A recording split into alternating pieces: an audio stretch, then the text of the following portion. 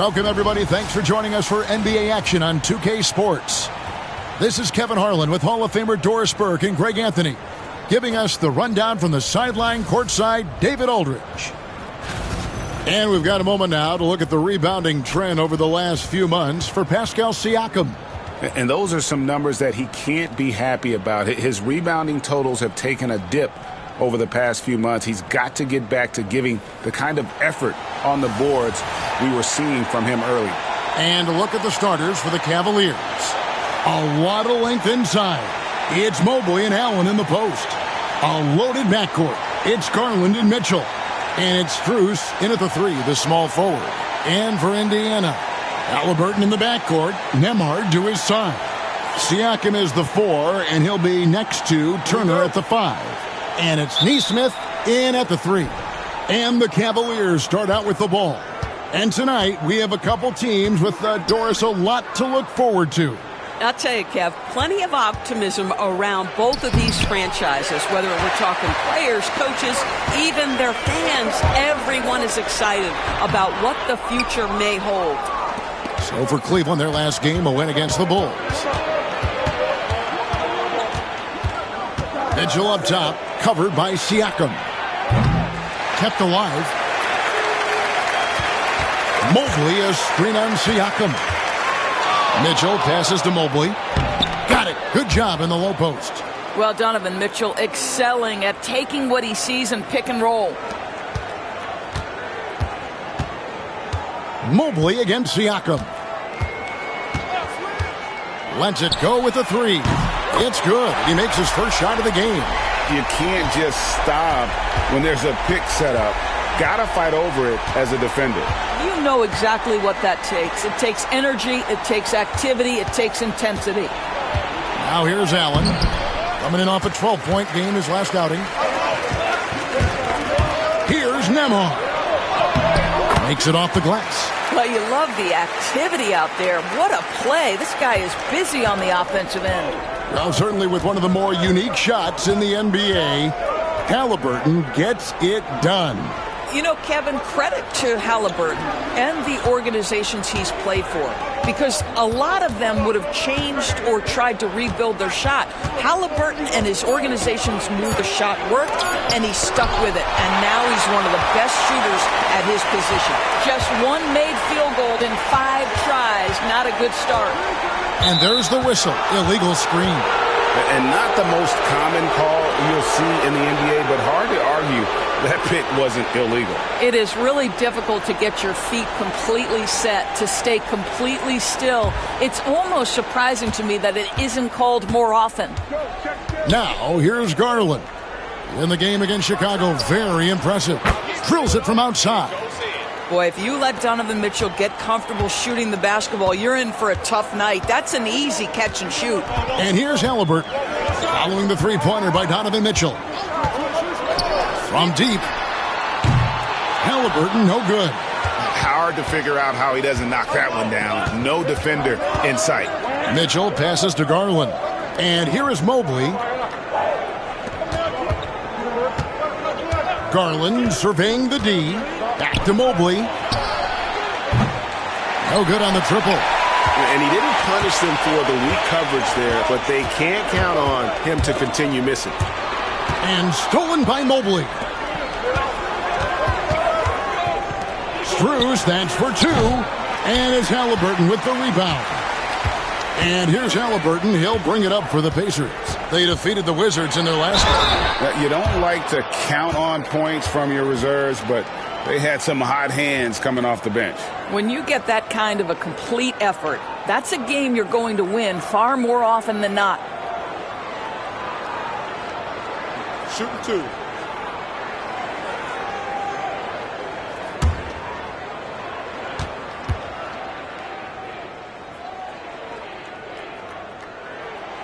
That free throw, no good. Well, Doris, before he started playing basketball, Siakam was on the path to priesthood. And there are a lot of GMs in the NBA saying, amen, that he chose basketball.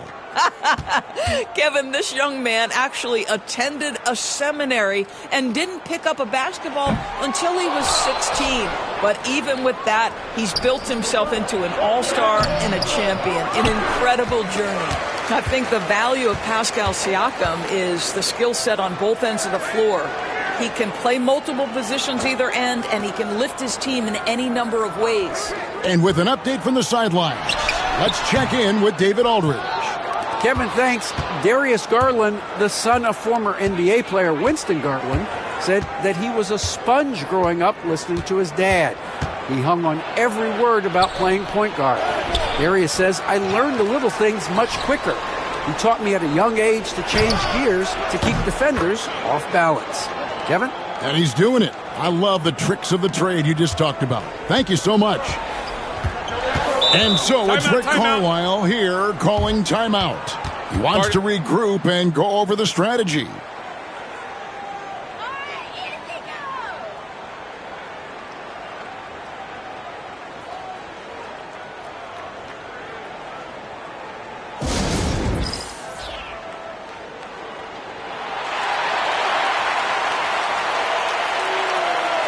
Benedict Mathurin, he's checked in for Indiana.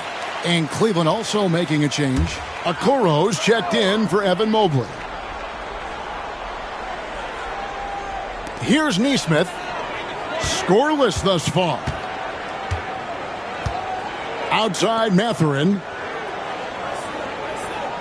There's the pick. Three-pointer. It's rebounded by Cleveland. They went to Indiana for their last meeting with the Pacers and came out with a win. And the last time they faced this club, rebounding was their big advantage. For three, Mitchell. Again, Mitchell missing. Pacers trail by 3. Here's Nesmith. Another miss, and they've really hit a rough patch here. Cleveland's gone 2 of 5 from three-point land here in the first quarter. Hunter, the pass to Mitchell. Okoro kicks to Mitchell. Fires from deep. Siakam pulls it in. The Pacers have gone just 2 of 7 so far. A little bit of a slow start for them. And Greg, the Cavaliers in recent years establishing a defensive identity. They do a great job of locking down the paint, Kevin, forcing teams to shoot over the top and just vacuuming up those misses. 58 seconds left to play in the first. Garland, the pass to Allen.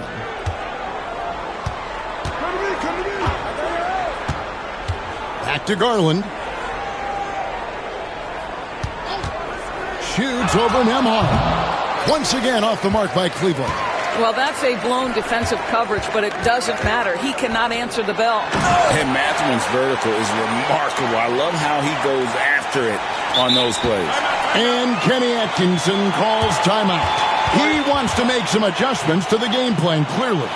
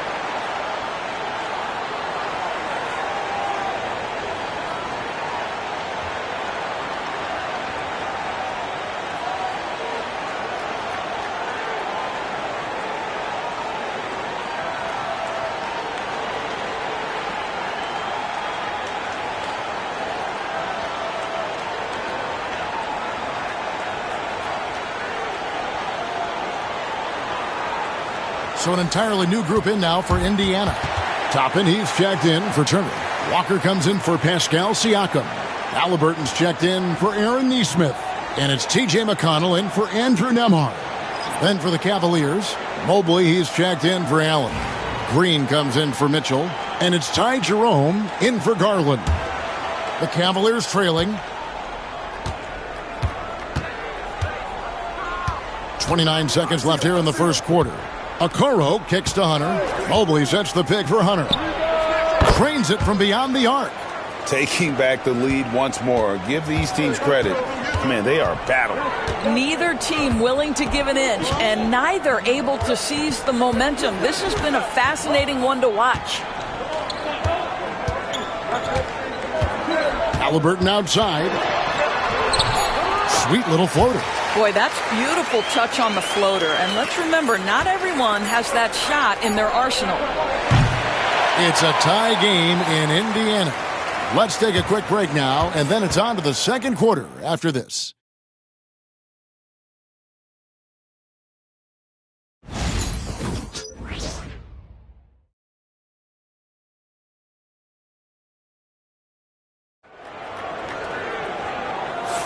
And we hope you're enjoying the game. Both teams tonight keeping things pretty even so far in the scoreboard.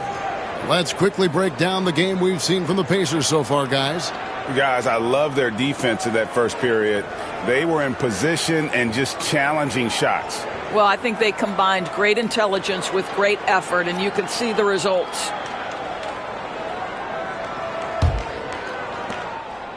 And Halliburton's got the ball here for the Pacers. They'll be hosting Orlando for the next one. That game will conclude a 3-game homestand. And so in the game for the Cavaliers, they've got Javonte Green, DeAndre Hunter out there with Mobley. Then it's Isaac Okoro. And it's Jerome in at the point guard. Now here's Mobley. Another key contributor to that nice win against Chicago. Now here's McConnell. D right on him. Pass to Halliburton. Doris, it's great to see the excitement that surrounds women's basketball currently, isn't it? It's great, Kevin, that these incredible players with a high skill level are being acknowledged, not only for that skill, but the quality of play, the competitive spirit of these women. They have worked as hard, and they should get as much recognition. Now, Halliburton, following DeAndre Hunter's three-point attempt. Right side, Mathurin. Indiana again missing.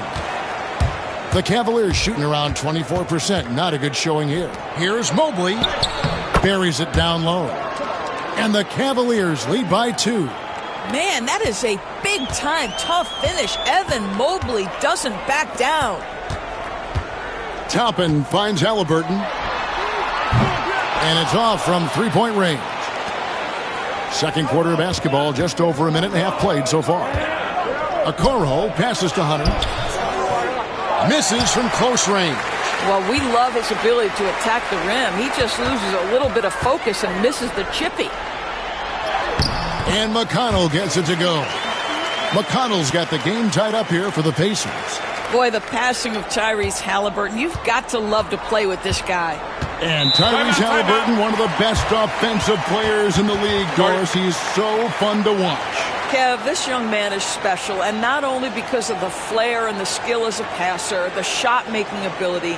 To me, it's the joy he brings to the game and how that joy lifts his teammates around him. And Kenny Atkinson calls timeout. This will give him a chance to discuss some potential alterations.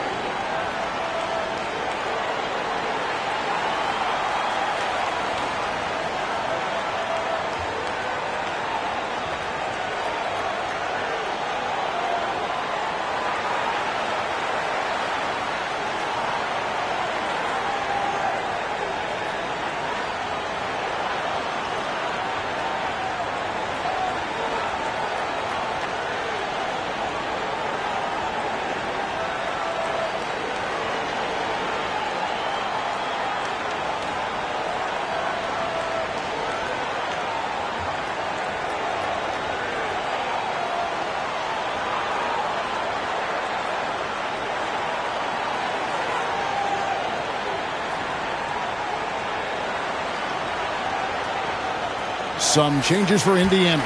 Turner's checked in for Walker. And Andrew Nemhard's subbed in for T.J. McConnell. And Cleveland also making a change. Strus is checked in.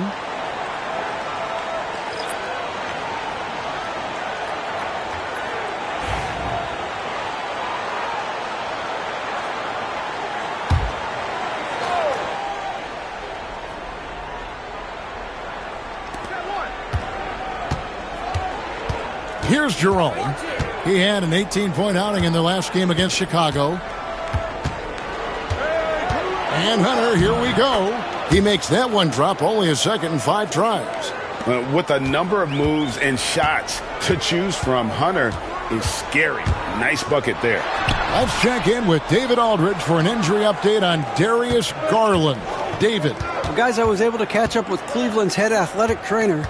Oh, that is not what you want to see, and it sounds like it's a serious injury. And for a team that's gearing up for the playoffs, this could make things very difficult going forward. Kevin?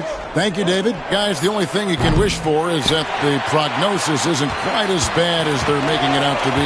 Yeah, that's a tough one. Was really hoping for better news than that, but that does not sound encouraging. No, I mean, this is a big blow, and it will force the team to make some adjustments, not just in terms of personnel on the court, but in terms of strategy. On the Pacers' doors last season, trading for Pascal Siakam to complement this hungry team. And, Kevin, it's important in a couple of ways. First of all, he's a two-time All-Star who's got a championship pedigree. The other part of this is Indiana is an equal opportunity offense, so they want to share the basketball. But Pascal brings individual playmaking and shot making, and sometimes that's a must-have in this league. Halliburton. No luck that time on the shot that would have put them on top. Cleveland's gone 0-3 from beyond the arc to start the second quarter. Here's Jerome, still without a basket. Down to 5 on the shot clock. Shoots the 3. And there's the call on Javonte Green. That's his first foul. And some changes here for the Pacers. Pascal Siakam comes in for Toppin. And Aaron Nesmith subbed in for Halliburton. Cleveland also making some changes. Tristan Thompson, he's checked in for Mobley. Mitchell comes in for Green. And it's Garland in for Ty Jerome. And so it's Rick Carlisle here calling timeout. Looking for a breather and maybe just one or two things to talk about.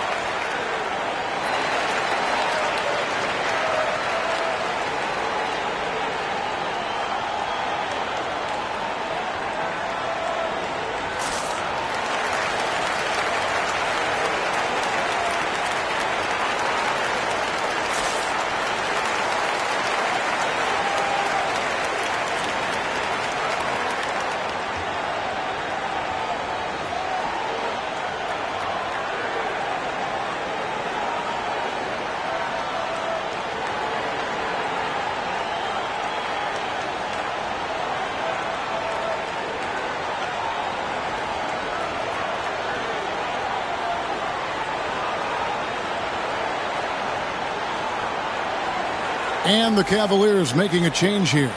Wade's checked in. And let's now take a look at some of the numbers for Pascal Siakam. And he's struggling with his shot these days, and the analytics bear that out. With the true shooting percentage heading down in these past 10 games. But, guys, it wouldn't surprise me if that was a trend that he could reverse here tonight. And so here is Indiana. Their defense has only allowed 4 points in the quarter. Mathurin finds Nesmith. Indiana moving it around. Siakam for 3. That falls. Nice speed that time from Turner. Siakam's got the lead up to 3 now for Indiana. You know, Doris, there's a notion that big men can take a little longer to develop. What have you seen from Miles Turner? That he's turned himself into a complete basketball player, Kevin, and think there were years because he was playing alongside another big that he was out of position. But he can shoot the basketball with range, he's got strength, and he's a tremendous shot blocker. And it's the Pacers with the ball. Darius Garland missing his last shot. Second shot opportunity, and contact on the shot, so he'll be shooting free throws here. Right, this is the size of Miles Turner because he's so skilled at using it to pick up these fouls. Indiana shooting their third and fourth free throw attempts of the game. Take a break. And really, the form at the line all season has been terrific. 79% as a team.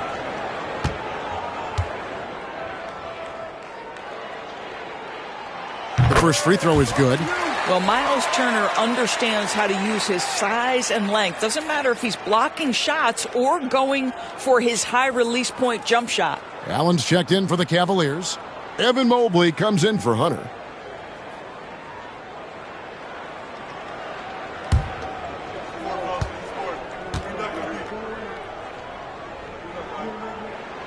Both free throws good from Turner. You just look at the trajectory of Turner's career. He was raw coming into the league, up and down for a number of years, but when he put it all together, he became the total package. Now, here's Garland. He has yet to score. Mitchell wide open. Trains the three-pointer. Such a reliable threat from range. You'd think the defense might key on him a little bit more. Pass to Nesmith. Now, here's Siakam. Fires for three. Sinks the three-pointer. Siakam's got the lead. Back up to 5 now for the Pacers. You know, building up confidence as the game goes on. Hit one from behind the arc in the opening period. 2 here in the second. Back to Garland. On the wing, Mitchell. And he can't answer back. The three-pointer offline. Shot and game clock separated by 5. Pass to Turner. Now, here's Nesmith. Trying to find Mather and gets it to him. Here's Nemo. Off target from three-point range. Mitchell outside. Off with the layup. And that's it for the first half of action. What's been a very close game here. Indiana out in front, up by 5. And a chance now to send it over to David Aldridge, standing by courtside. David.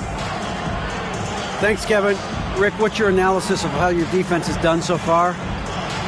Well, they're getting too many open looks at threes. We're lucky they're missing a few. With this team, they stretch you out so much, you got to be really alert. You got to pay close attention to the details.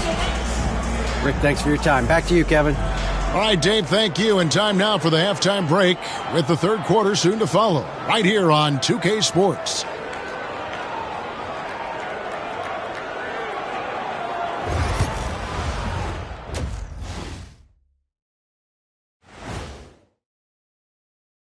Thanks for joining us. Through the first half, there is still some work to do for the Cleveland Cavaliers.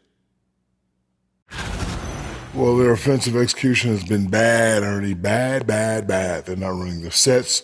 They're forcing bad shots. Undisciplined, bad basketball. Well, yeah, I have to agree with you, man. If it's not there for you, please make the extra pass. Because if you don't, it looks bad.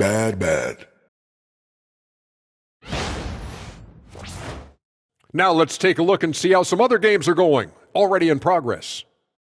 The Grizzlies have the lead out in Memphis against the Timberwolves. It's a 5-point lead right now in the second quarter. Love the action in that one so far. Might be tight all the way until the end, Ernie. And that is it for halftime, folks. It is back to Kevin Harlan and the crew for the second half.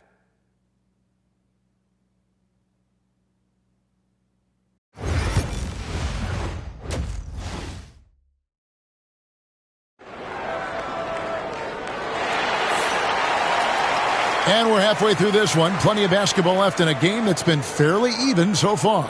Pascal Siakam, guys, really making a difference here. And if he can keep shooting from deep, like he did in the first half, he's going to be more than a handful. What I love is they've continued to feed this guy, ride the hot hand until the defense does something about it.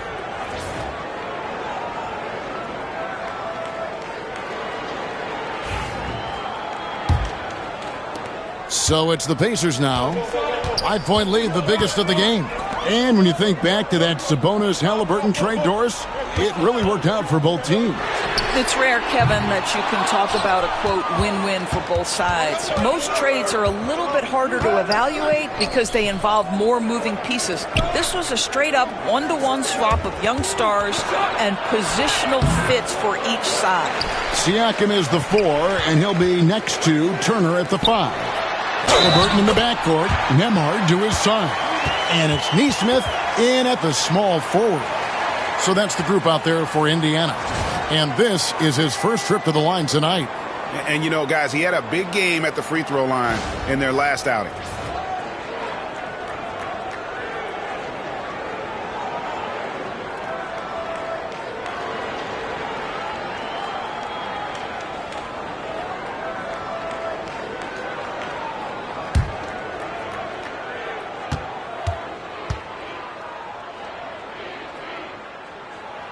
That's good from Halliburton. What we know about Tyrese Halliburton, this guy always ready to push the pace. He's got a ton of energy. He's willing to outrun and outwork other guys. Now, here's Garland. Nothing on the board. Solid play in the low block, and that one's good. Terrific play call to give him a clean look at the rim. That's how you want to start the second half. Well, there is nothing better than catching a rhythm as early as possible, and boy, that's a terrific start right there.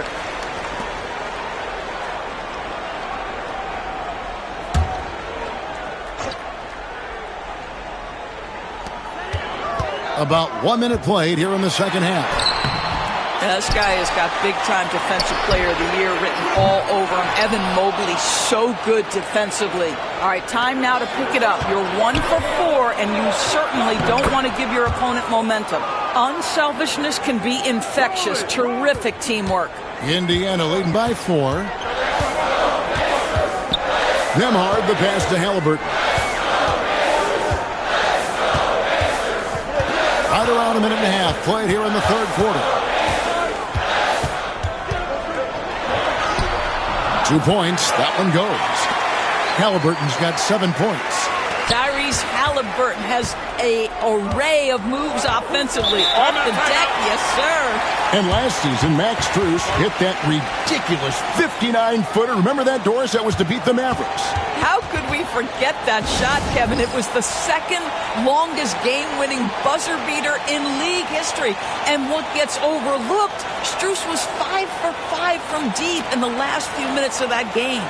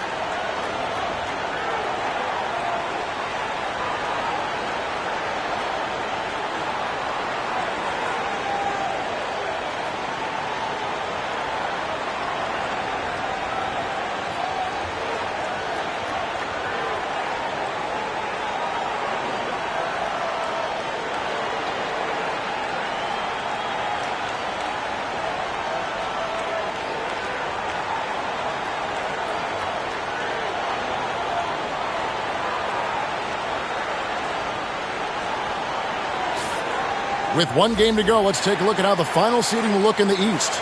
Taking a look at Cleveland. They've got their eye on the number 1 seed as the season moves into the final stretch. Currently first place in the standings, and guys showing no signs of letting up. And checking out Indiana, just a few spots below there. And seeing where Indiana is, they've stayed right there, just in sniffing distance of the conference leaders. That's a solid accomplishment at this stage of the season. Yeah, even so, though, I'm sure they're not satisfied just being near the top of the standings. They're going to be looking to make a major push as the season winds down. Now, here's Halliburton. 7 points in the game. Halliburton on the wing. Turner with a screen on Garland. Shot clock at 5. For 3, Siakam. It's rebounded by Cleveland. Mitchell passes to Garland. From downtown, good, and it's Mitchell picking up the assist. Garland's got 5 now. They're doing work here in the second half. 3 or 4 to start. Out left to the wing. Pass to Nembhard. Here's Turner. Some nice passing here by Indiana. Here's Siakam. And a rebound goes to the Cavaliers. Mobley's got 9 rebounds in the game. Getting it done. For the tie. The offensive rebound. Strus kicks to Mobley. Pass to Mitchell.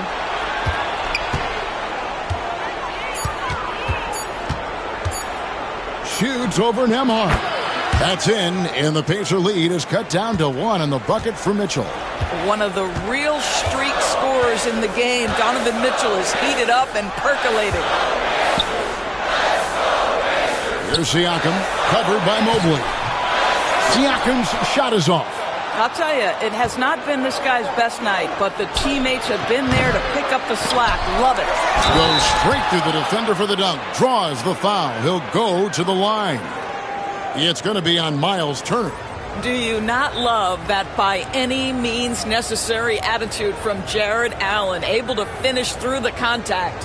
Benedict Mathurin, he's checked in for the Pacers. And a switch here also for Cleveland. Hunter's checked in.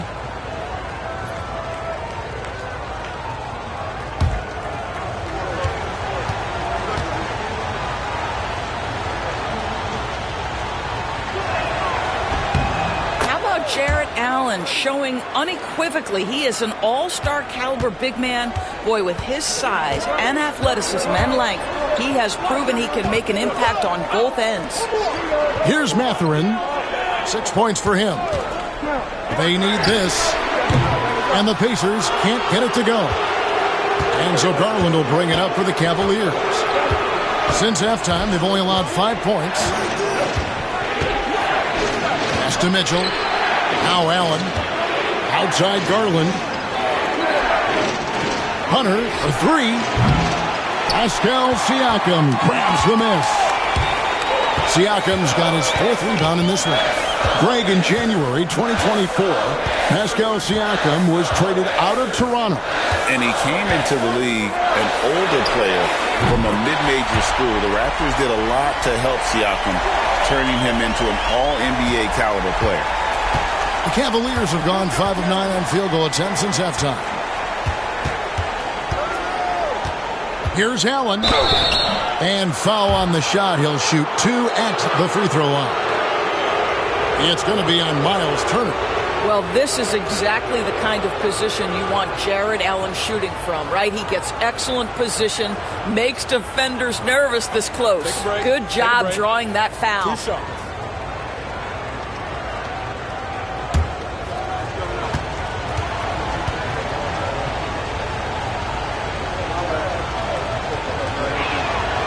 That free throw good from Allen. Indiana making some changes. Obi Toppin's checked in for Miles Turner. Shepard comes in for Andrew Nembhard. And it's T.J. McConnell in for Halliburton. Jerome, he's checked in for Cleveland.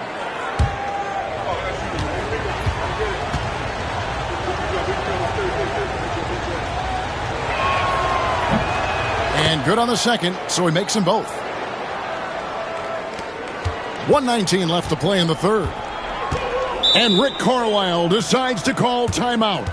He wants to check in with his team and regroup.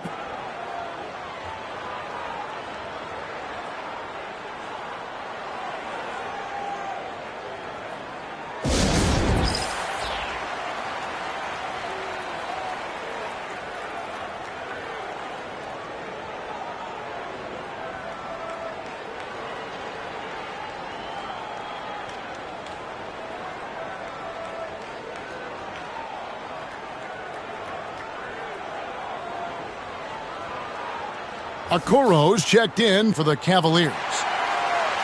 And a brief moment now to see who's atop the NBA in blocks. Second, Miles Turner. And, of course, Evan Mobley. Those two have both mastered the art of the shot block. And believe me, guys, it is an art. It's not all about size. And it's Mathurin missing. Now the Cavaliers with it. They're on a 14-5 run here. Holds it up there for Mobley. An emphatic alley-oop jam. The unspoken communication on the alley-oop, and Evan Mobley making his teammate look good. Toppin sets a screen for Siakam. Pass to Toppin. 44 seconds left in the third. Here's McConnell. The Cavaliers pull it in. Here's Jerome. Hasn't made one yet. Here's the three. Mobley with the bounce pass. Hunter the screen. And here's Mitchell from the arc. That shot, no good. He started out strong. 3 threes in the first half, but the long ball has disappeared on him since. Siakam. And that one clearly a foul. Gets the whistle, and 2 shots coming up. That one on Mobley. Boy, what a clever decision there by Pascal Siakam. Sticks with the shot and wins a trip to the free throw line.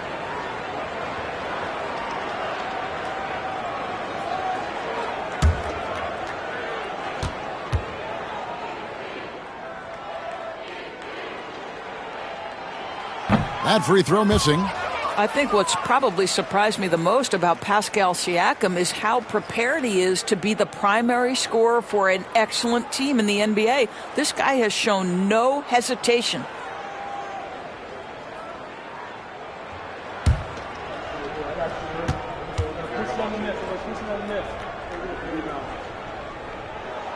Good on the second free throw.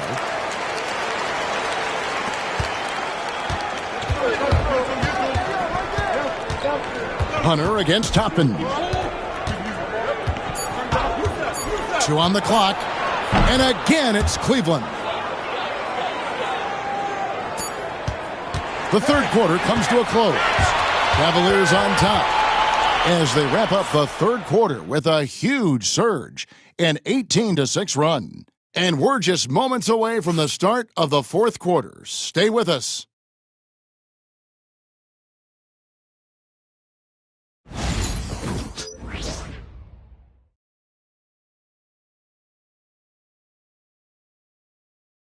And let's take this chance now to show you the State Farm assist of the game.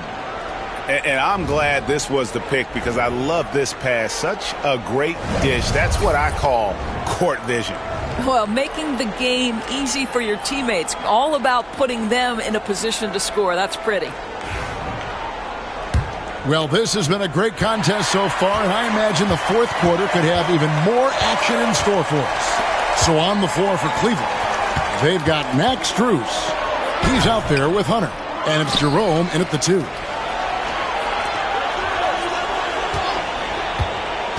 A second chance effort. Excellent defense there from Halliburton. I'll tell you, despite his struggles at the offensive end, this team still finds themselves in control of the ball game. And they haven't been able to turn it into a big lead, but their rebounding advantage is starting to add up. Here's Jerome. Outside Garland. Shoots. And good. Got the friendly bounce off the right side of the rim. Garland's got the lead up to 6 now for the Cavs. Halliburton kicks to Toppin. And Toppin throws it down. Boy, the explosiveness of Obi Toppin can really shock the defense. This guy gets excellent airspace. Now, here's Garland. Hunter with it. It's tipped. Fourth quarter now. We're about a minute and a half in. Halliburton outside. Outside Mathurin. 6 on the shot clock. Shooting foul as the whistle blows. He'll shoot 2 free throws. and battling against the interior of that defense. Nice to see that Mathurin has that toughness. Now let's take a moment to get your guys' take on the scoring so far for the Cavaliers. I mean, they've been stepping it up in terms of their shooting from distance, and the confidence has been there all game long, leaving the defense to scramble. I think the other thing they've done exceptionally well tonight is shoot the mid-range and take advantage of those opportunities. Anytime they're given a look, they have delivered. And I like the drive of this kid. Mathurin, really a team player. Andrew Nemhard's checked in for T.J. McConnell. And Cleveland with a change here, too. Allen's checked in for Okeke. He's perfect from the line this time. Boy, when you think about Benedict Mathurin, this guy is a talented, aggressive scorer. His ceiling very high. He's going to have to be a little more efficient. Now, here's Garland. Allen, a screen on Halliburton. Garland, no good. And even without that three-ball dropping for him, the defense should have done more on that last play. To tie it up. The shot's good from Halliburton. Halliburton's got it all tied up now for Indiana. Wherever he's gone, the shot has followed. Halliburton perfecting his craft in the mid-range. Garland gets to Allen. Some nice passing by Cleveland here. Back to Strus. It's stolen by Mathurin. Just over 2.5 minutes played now here in the final quarter of regulation. Halliburton outside. Pass to Toppin. And Toppin throws it down. Obi Toppin is a showman. Put him near the cup and watch what happens. Cavaliers have gone 1 of 4 since the end of the third quarter. Now Garland. Hunter with a screen on Halliburton. There's Garland. Offensive struggles continue, missing again. I think he's got to settle down because right now it feels like he's rushing, like he's forcing some shots. This quarter he has been completely bothered. He gets it in there. And now a 4-point Pacer lead.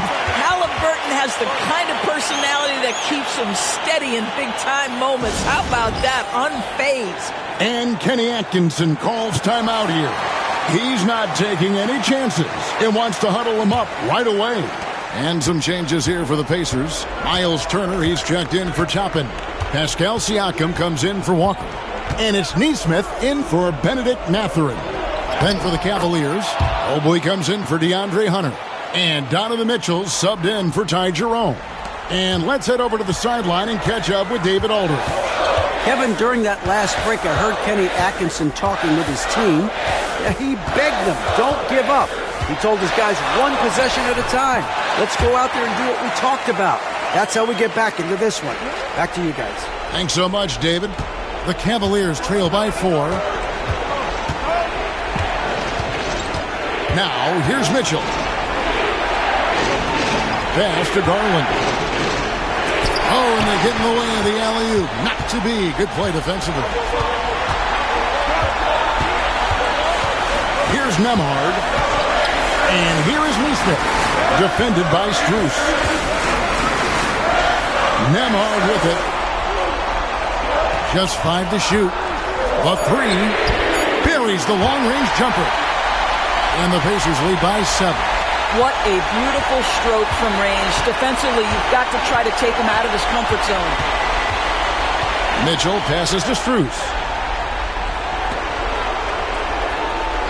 Pass to Mitchell. Fires the 3. And another field goal in his total. Make it 7 for 14, shooting 50%.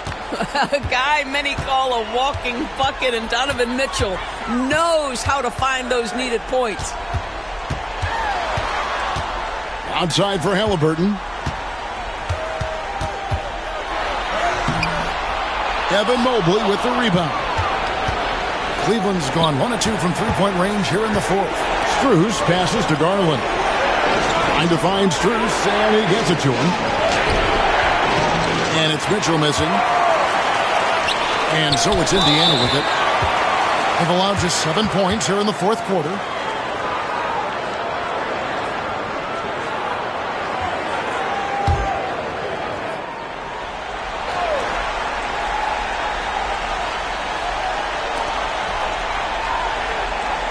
Here's Nemhard, covered by Mitchell. They double-team Siakam. Halliburton passes to Nesmith.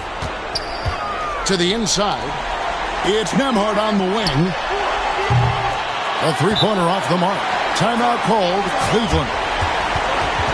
17 seconds left to play here in the fourth. And what's their best move at this point? No time to waste here. Quick bucket and a foul. Everybody has got to be in the exact perfect position defensively, and execution has got to be on point.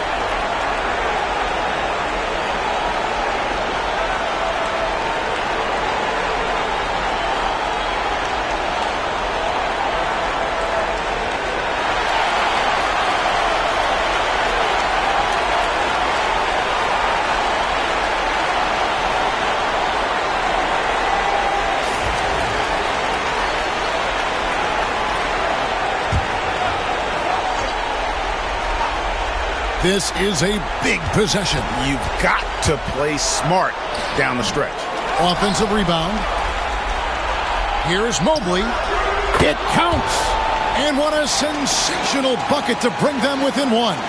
Yeah, it's such a sweet three-point stroke there. It can really open things up inside because as good as he shoots it, it forces the opposing bigs to have to step out on the perimeter.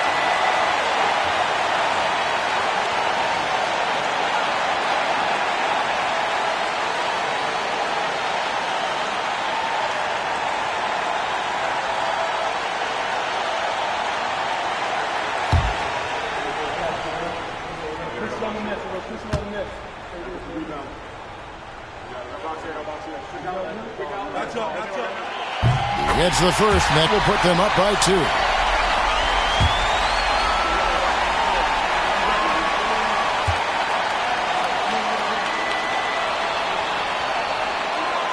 And so both free throws are good, and it's a three-point game. A bit of heroics at the line right there as he bumps their lead to 3 and makes things a little easier for them defensively. Laces one from 3. And Rick Carlisle decides to call timeout. Pivotal moment in this game. He's not taking any chances. He'll call time.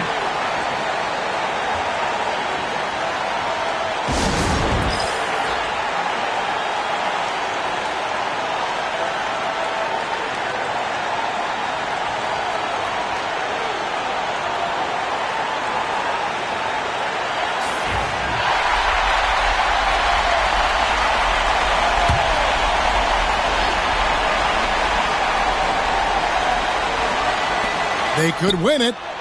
Oh, it's no good. And we're headed to overtime.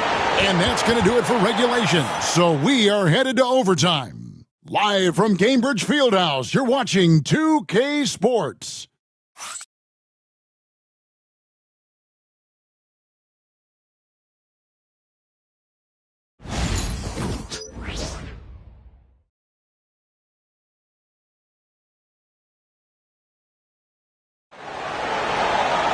These teams have battled tooth and nail for 4 quarters, and now we head to overtime. Should be a blast. Here we go.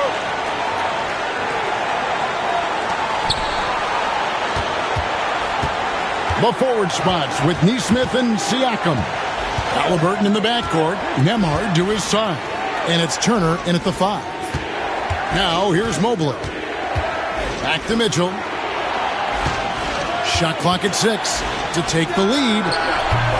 It's rebounded by Nesmith. Pacers shooting 40% from the field. Pass to Turner. Back to Neesmith.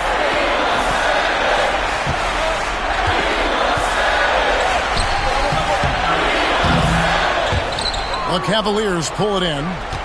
Mitchell's got his 4th rebound with that last one here tonight. Garland, the pass to Allen, doesn't get it to drop for him.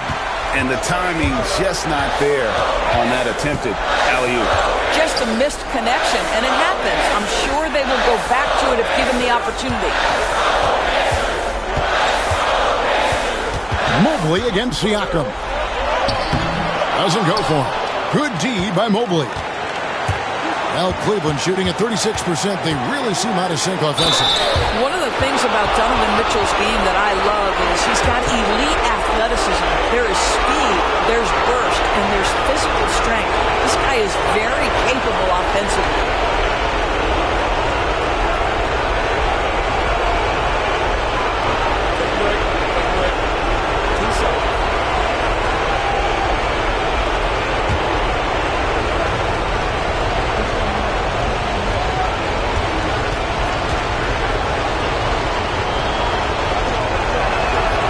Hits the first one, and that gives them the lead.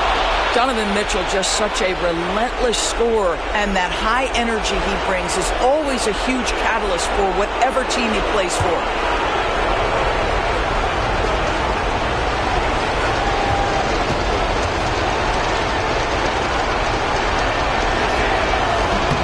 So he gets them both, and it's a 2-point ball game. This guy has a reputation for being a great free throw shooter, and you've got to knock him down. He does it here. And here is Siakam. Outside Turner. Three-pointer. Drills the three-pointer. And the Pacers lead by 1. Well, that's the great three-point stroke of Miles Turner, and has that feathery touch from deep, and his size really hard to guard. Now, here's Mitchell. Mobley sets the pick for Mitchell. And they come right back with their own three-pointer. Mitchell's got 5 points in the quarter. Siakam looking around. Trying to answer back, but that three is off the mark. Now, here's Mitchell. Hard covering. Wow, Donovan Mitchell simply fearless when his team is in need. Awesome display of athleticism captured by our AT&T 5G Slam Cam. Pacers trail by 4. Siakam with it. And the call on the shot that sends him to the line. That one on Mobley.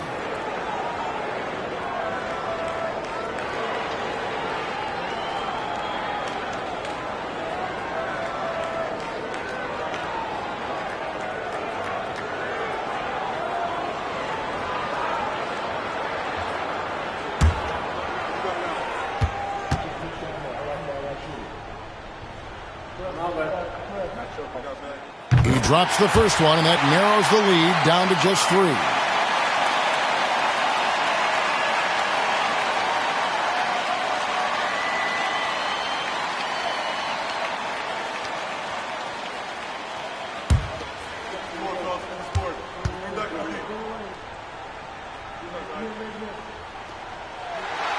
Siakam hits them both. And now you're in a great position thanks to those clutch free throws. One possession game now. Now, here's Mitchell. Tight defense on him. The wide open look here for Garland. Knocks down the 3. One thing we know about Darius Garland already, he is never going to shy away from a big-time opportunity. And so it's Rick Carlisle here calling timeout. He has decided it's the right time to talk.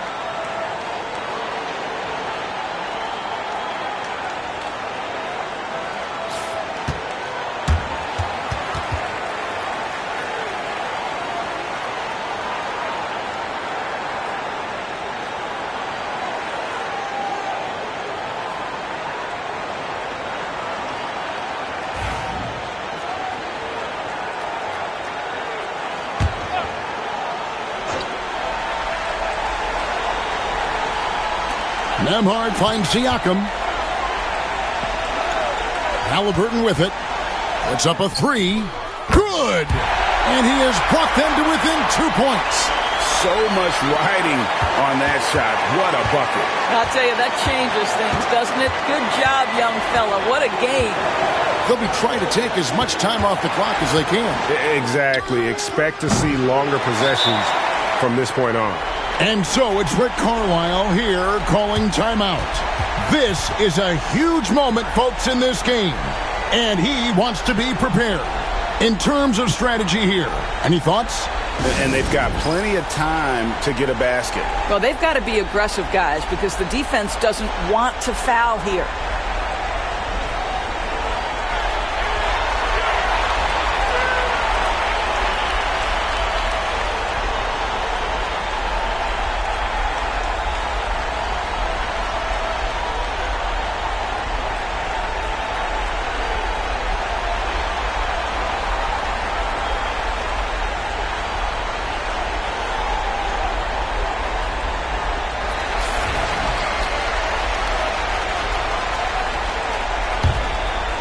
Can't afford any wasted possessions down the stretch.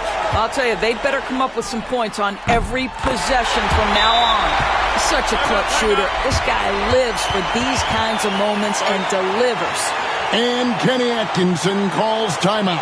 Coach clearly feeling the necessity to regroup with so much at stake here.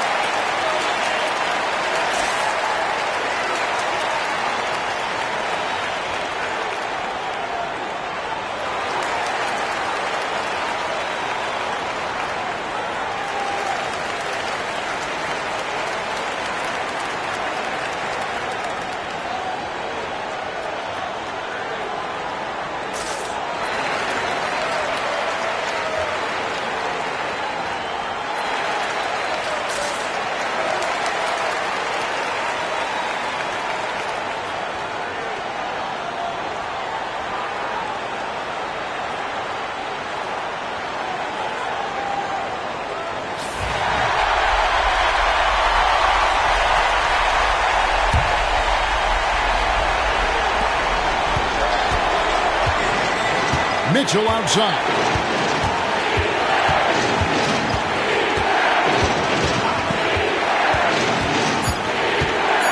Launches it from deep. Misses the tray. And so we are tied again at the end of overtime. Now we're headed to overtime number 2. Don't go anywhere, folks. We'll be back in just a moment.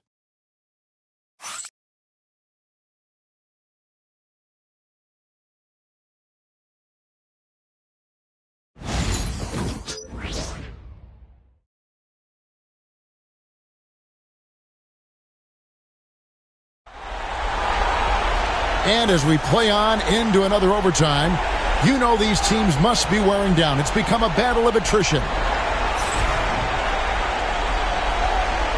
we go.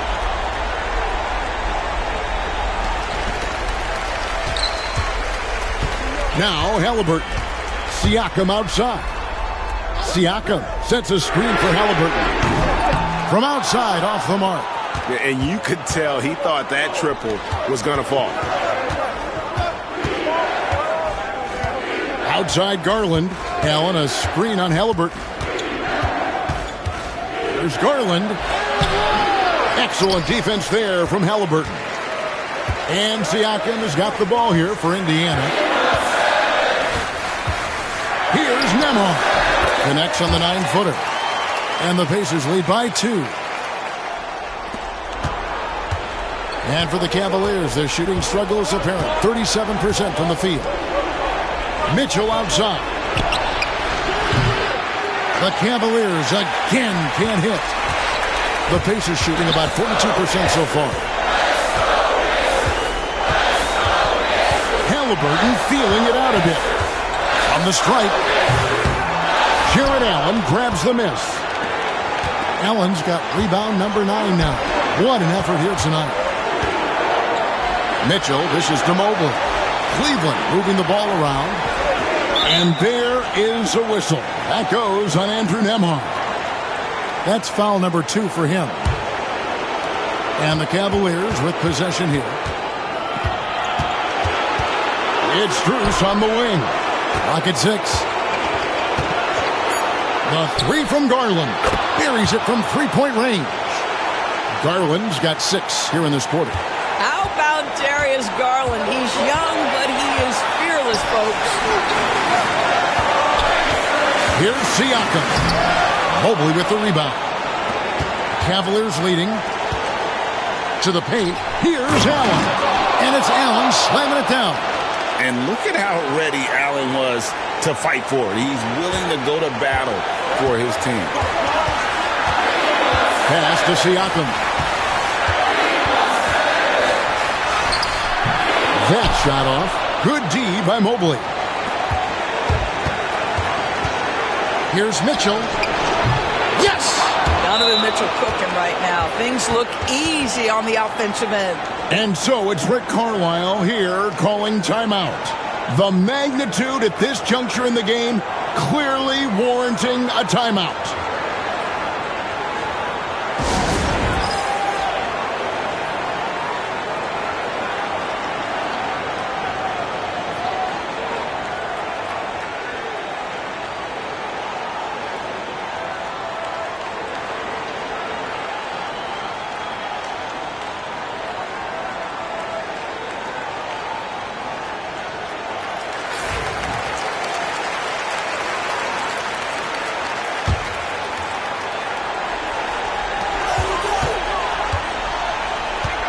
Siakam up top, covered by Mobley. And he has definitely been struggling in this quarter.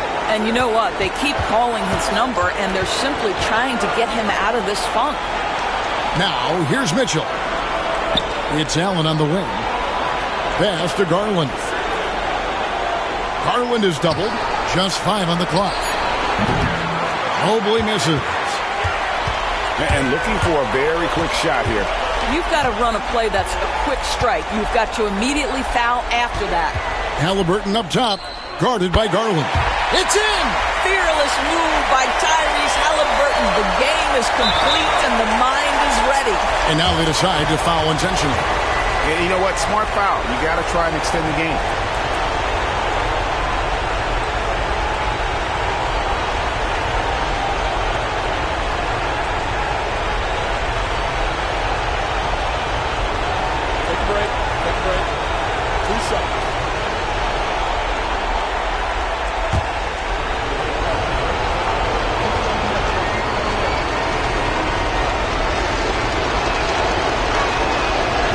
He misses the first one. Boy, he wanted that one to fall.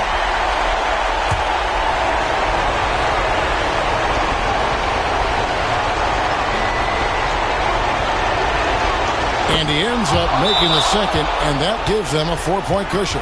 Time called here. Indiana decides to talk it over. 12 seconds left in the second overtime period, and here we are. Turning here to our analysts. What factors, guys, come to your mind? Trying to stay alive. They've got to work quickly. This is the very definition of desperation mode right now. They need a quick shot and a quick foul.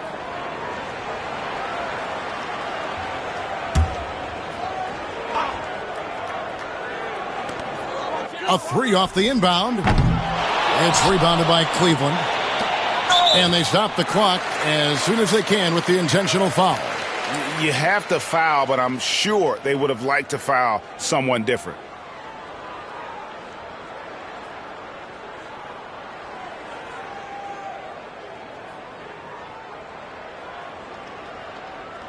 Shooting 2.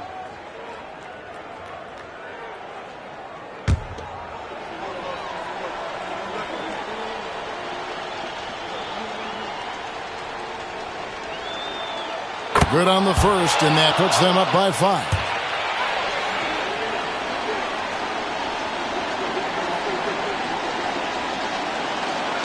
And so he drops them both. It's a 6-point ball game. Well, this trip to the line should seal the deal. Amazing job. Here's Neesmith. nails the trade. And Kenny Atkinson calls timeout here. And he knows there's no room for mistakes and wants everyone on the same page.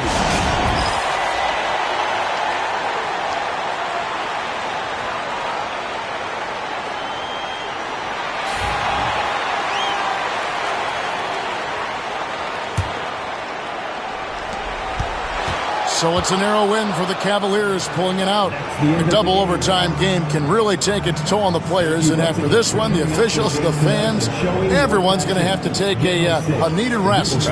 No doubt. I mean, when you have to dig that deep and play with that much determination to get a win, it was earned, and I tell you what, they've got to feel really good. Thanks very much, Donovan. High execution from the team tonight. Did you think the focus was there collectively? Most definitely. I think, if we don't focus, we might let this game slip away. But for us, it's continuing to plug away. And we're not at our 100% yet. We're not at our best, but we have a lot more things to improve on. But our focus and attention to details really was getting us through. Looks like you're building towards something special, man. Thanks. Back to you. David, thank you as always. That's it, folks. The NBA regular season is in the books. For Greg Anthony, Doris Burke, and David Aldridge, this is Kevin Harlan saying thanks for watching. And now, our player of the game, Donovan Mitchell.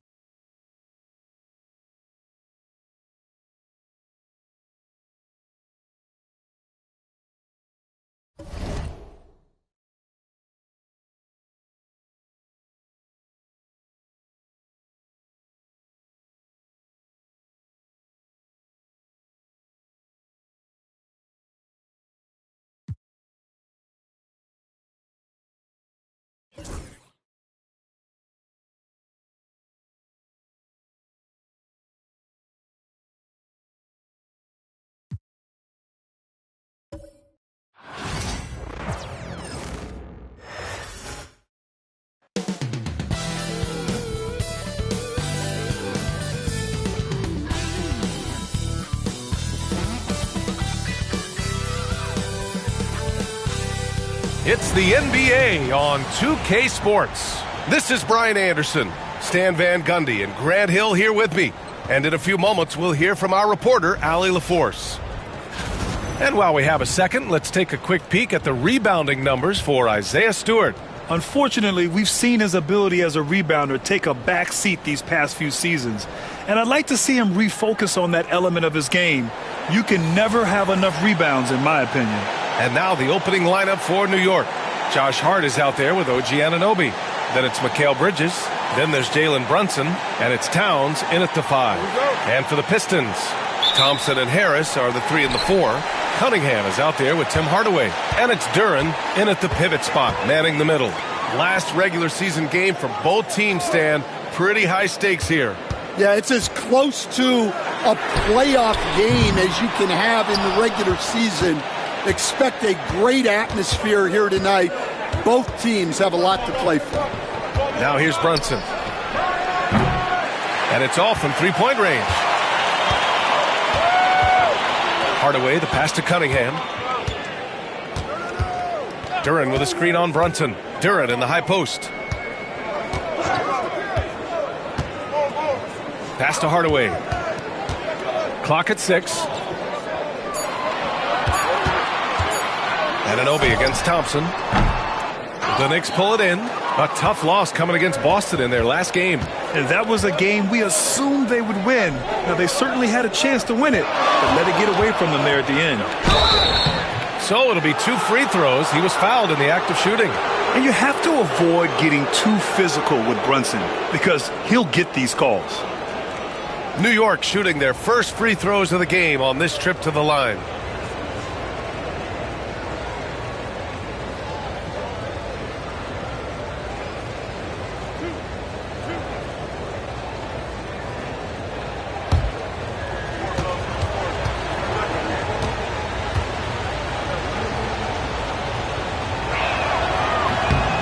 Free throw good from Brunson. Well, Coach, it's been discussed a lot, but the Detroit Pistons set a record in 2023 that no one wants to match. Well, that's for sure, B.A. No franchise wants to suffer through a 28-game losing streak. They thought that team had potential, but they just never found their footing early on. and then things just snowballed on. Both free throws good from Brunson. And each year, Brunson seems to get better, and that's a testament to his impressive work ethic and drive. And let's swing it over to the sideline and hear from Allie. Well, JB Bickerstaff had a few moments to share with me. And he said when you watch film on Karl Anthony Towns, his size is impressive, but when you're actually standing next to him, he looks a whole lot bigger. And he knows how to use that size on the blocks and on the perimeter, which makes him an especially tough cover. Brian? All right, appreciate it, Allie. Now here's Brunson. Consistent production from him, averaging just over 26 a game.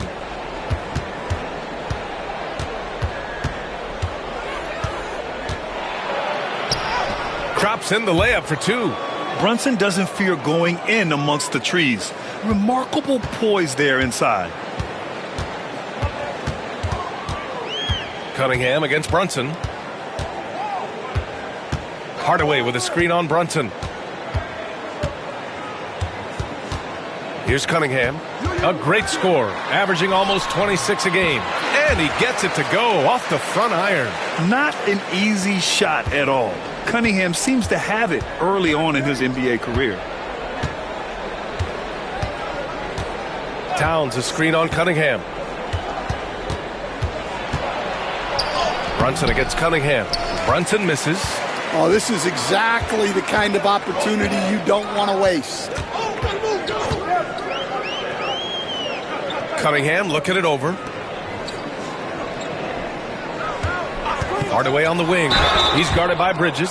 And he'll take a trip to the line for two. Clearly got fouled on that shot. You can't be overzealous trying to stop Hardaway Jr. because this is what will get you in trouble. Detroit shooting their first free throws of the night. Shooting two.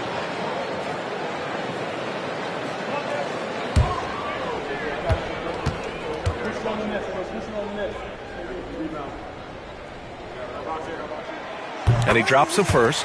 And with Hardaway, he has no fear on the court. To him, there's no defender he can't take on, no shot he can't make. The Pistons making a switch here. Beasley's checked in. Achua's checked in for New York.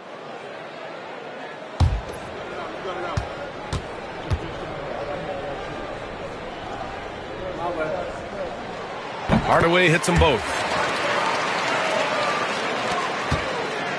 And so it's Brunson with it. He brings it up for the New York Knicks. They trail by 3. Last time they met was in New York. They lost the battle of the second units the last time these teams played and lost the game. And hey, we got Big Sean in the building tonight for this Pistons home game. Yeah, a very proud Detroit native who has done a lot for this city. It's great to see Big Sean out here supporting his team. And the bucket is good. Brunson's got his second basket on the night. Now, he may only be 6'1", but Brunson plays much bigger than that. I mean, he plays with a physicality. Hardaway with a screen on Brunson. Cunningham outside to the middle. Out to Harris. 6 on the shot clock. Wide open look. Kept alive. Here's Duran. Achua with some nice D. The Knicks have gone just 2 for 4 from the floor. Pass to Towns. Double team on Towns. And here's Brunson from the arc. That won't fall. He's just 2 of 5 in this one. Detroit has gone 1 of 2 from three-point land so far. And one thing we know we'll see, Jalen Duran giving his all on the glass, Dan. Yeah, Brian, look, he's one of the best per-minute rebounders in this league, and it's what the team needs for him. But he's also become a very good finisher around the basket. Now here's Brunson. He's got 6 to the inside. Achua with the dunk. Well, he can play the 4 because he gets off the ground so well. The Pistons trailing. Cunningham outside. Here's the pick. Lets it go. Towns with a rebound. That's a shot he'd like back. He's usually going to make those.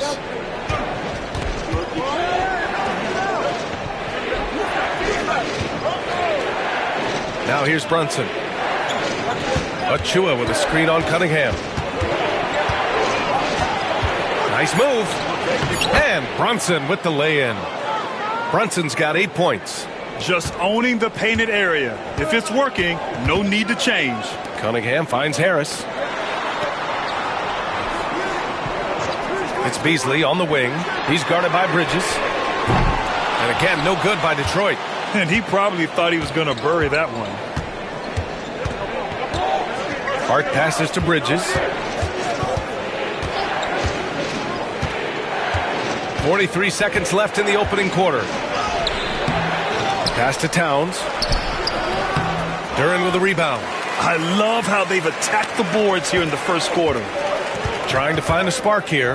Yes, indeed. A rough stretch offensively. They could really use a basket. And it's good. Fought through contact. Hit the shot and will go to the line.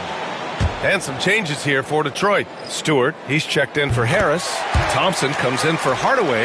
And it's Dennis Schroeder in for Cunningham. As of right now, Jalen Duren kind of seems like a classic big man. He can block, he can rebound, and he really focuses on finding close-range looks. Now here's Bridges. Still without a bucket. Achua with a screen on Thompson. Bridges misses. Tie game in Detroit. Stay with us now as we get set to bring you quarter number 2 after this.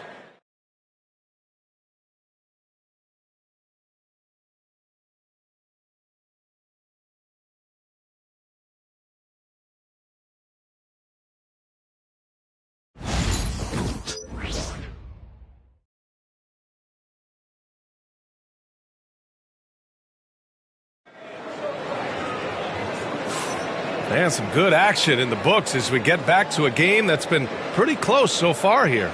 And guys, what's your take on the Pistons so far?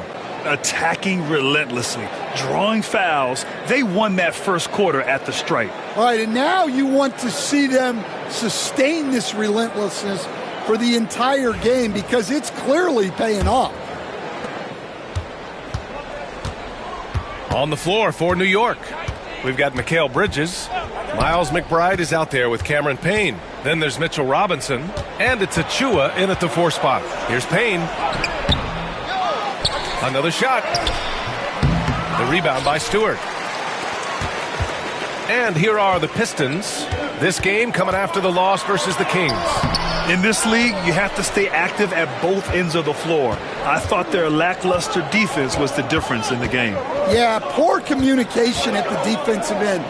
Many of the rotations were late. Now here's McBride. No points yet. And a big finish by Robinson. Putting that pass right in his stride. Didn't have to slow up and was able to complete the play. Outside Schroeder. And here's Beasley. 14 points for him last game against Sacramento. And it just seems like shelf life for head coaches gets shorter and shorter. Stan, even winning coaches aren't safe. Yeah, even the teams in the top 2 or 3 of their conference are sometimes opting to make a change. In that kind of environment, it's a challenge to coach with any real authority. Offensive board. The Pistons leading. Pass to Schroeder. Beasley with a screen on Payne. Up top, Stewart. The rebound by Bridges. You can hear him sputtering all the way over here. He knows he should have knocked that one down. Up top, Robinson. He's averaging almost 5 points a game. Achua passes to Bridges. Achua with a screen on Thompson. 3 on the clock. And the basket by Bridges. They keep capturing the lead, then giving it back. We'll see if they can hold on to it this time. Well, this is why the fans are here. Each team trading blows, increasing the entertainment value. Now here's Schroeder. Hasn't gotten one to fall yet. Yep, that one goes. Some sick ball skills displayed right there. And he's not the guy you expect to pull that off. Pass to Achua. Shoots over Holland. And he was fouled while in the act of shooting, so he'll take 2 free throws. New York shooting their third and fourth free throw shots of the night.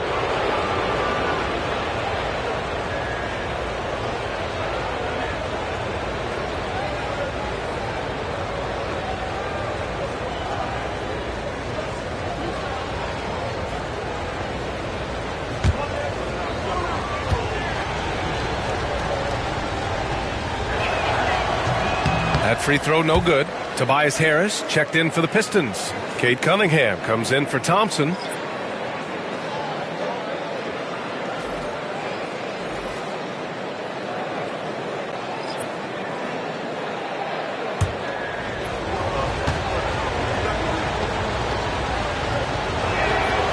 And he's good on the second.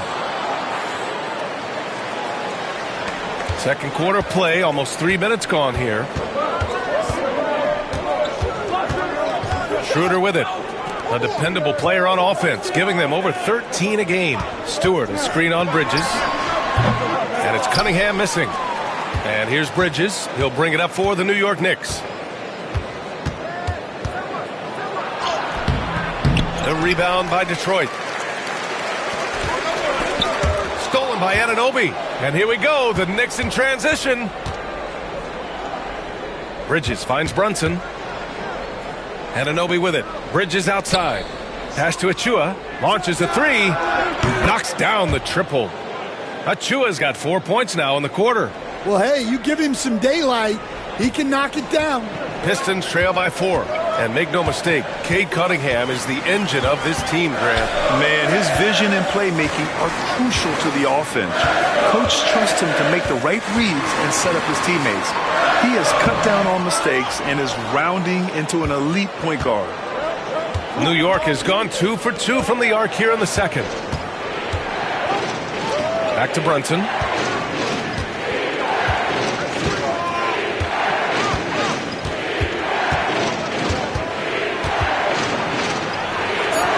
Brunson with the finish inside. And you like the balance here, not just falling in love with the three ball. And the timeout called here by J.B. Bickerstaff. He's going to talk it over with his guys. There's no way coach likes this effort level. They need to refocus. Yeah, you have to take a timeout in a situation like this. Stop the bleeding a bit and regroup.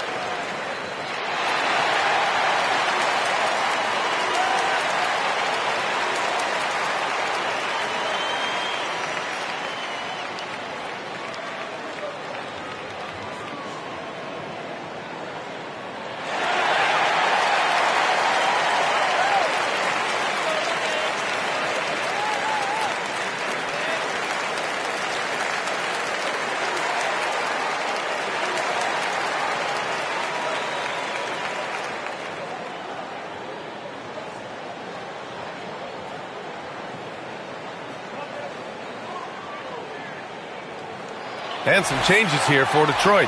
Jalen Duren, he's checked in for Stewart. Thompson comes in for Beasley. And Hardaway is subbed in for Schroeder. Robinson, he's checked in for New York. McBride comes in for Bridges.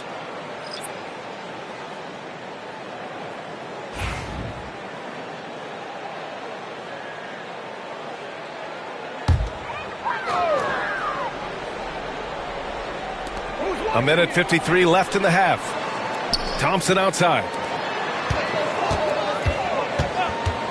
Pass to Harris. Fires the three. And again, no good by Detroit. Knicks leading by 6. Anunoby with it. Towns outside. Here's Brunson outside. Hardaway grabs the board. The Pistons have got 2 of 7 attempts to drop since the end of the first quarter. Harris finds Duren. And here's Thompson.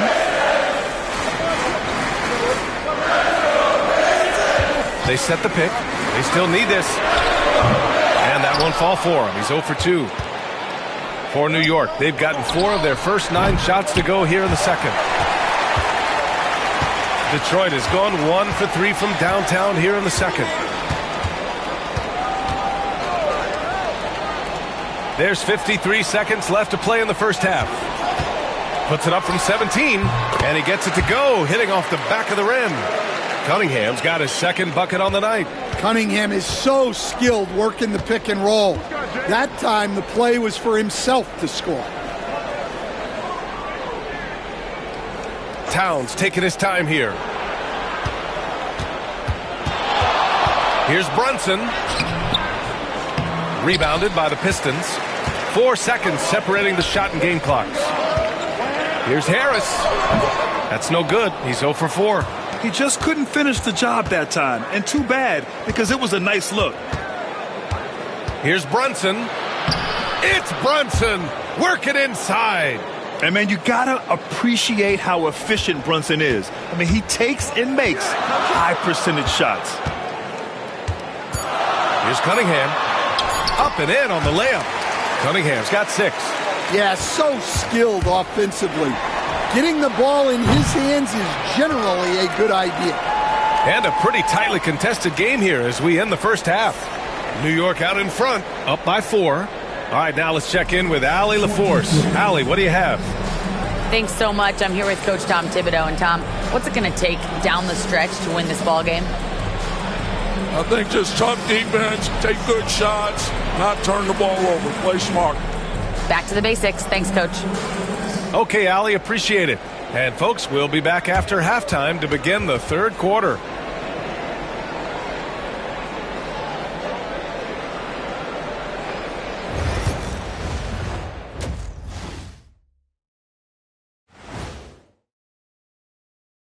Hello, basketball fans. First up on the agenda, let's take a look at the action going on around the NBA. At Gainbridge Fieldhouse, the Pacers with the win over the Cavaliers. That gives them 6 straight victories.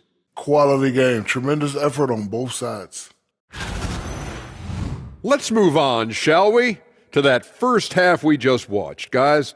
A tremendous start for Jalen Brunson. Oh, he's going hard in the paint, taking it right at the defense. I love his commitment to getting high percentage looks, Shaq. Look, I don't do this often, but I'm bestowing upon him the Shaquille O'Neal badge of honor. Got to.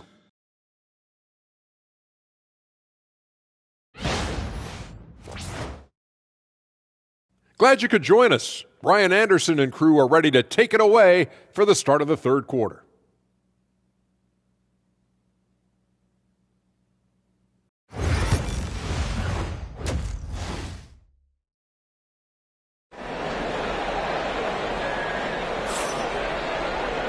And in that first half, we saw a pretty tight battle. We'll soon find out what sort of adjustments were discussed during halftime. You look at Jalen Brunson, what a contribution. Can they come up with an answer for him coming out of the half? They have to change something defensively. Yeah, I'd love to see what they drew up in the locker room, because you're right. He's the problem right now.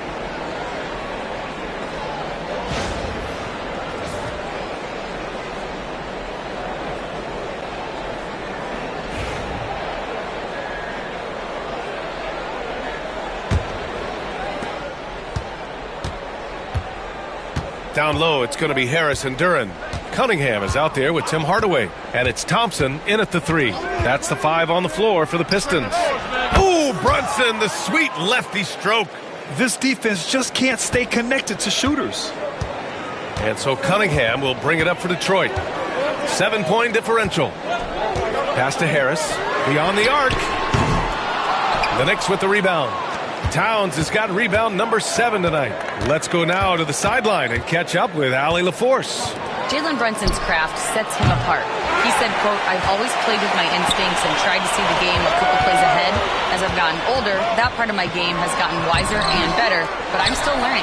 Ryan, that's a scary thought for the rest of the league. He's already plenty dangerous, Allie. Now here's Hardaway. He's got 5. Nice rebound. Trying to match the other team's intensity right now. And it's powered home home by Towns. Well, you can count on Towns to finish with strength anytime he has the chance. Anunoby against Thompson. Pass to Hardaway. Duran with a screen on Bridges. Here's Hardaway. Towns with a rebound.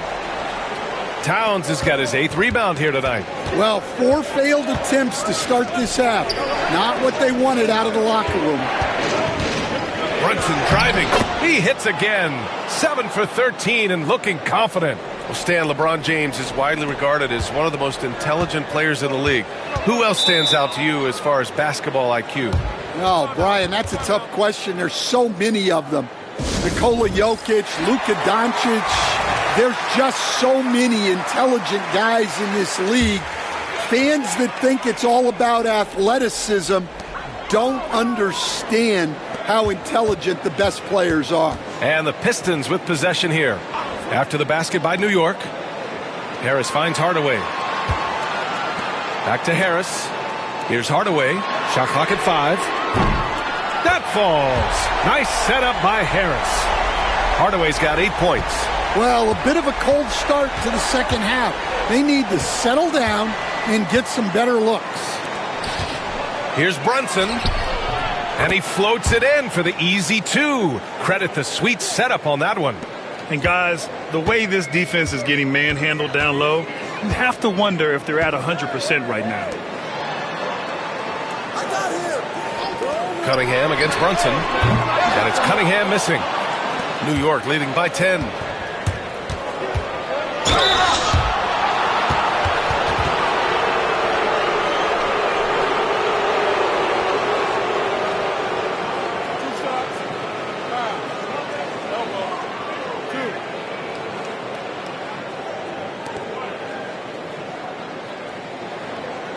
First trip to the line for him here.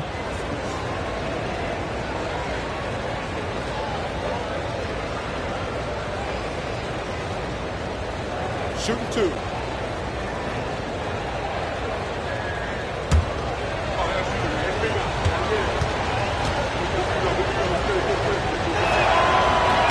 Free throw good. Hart.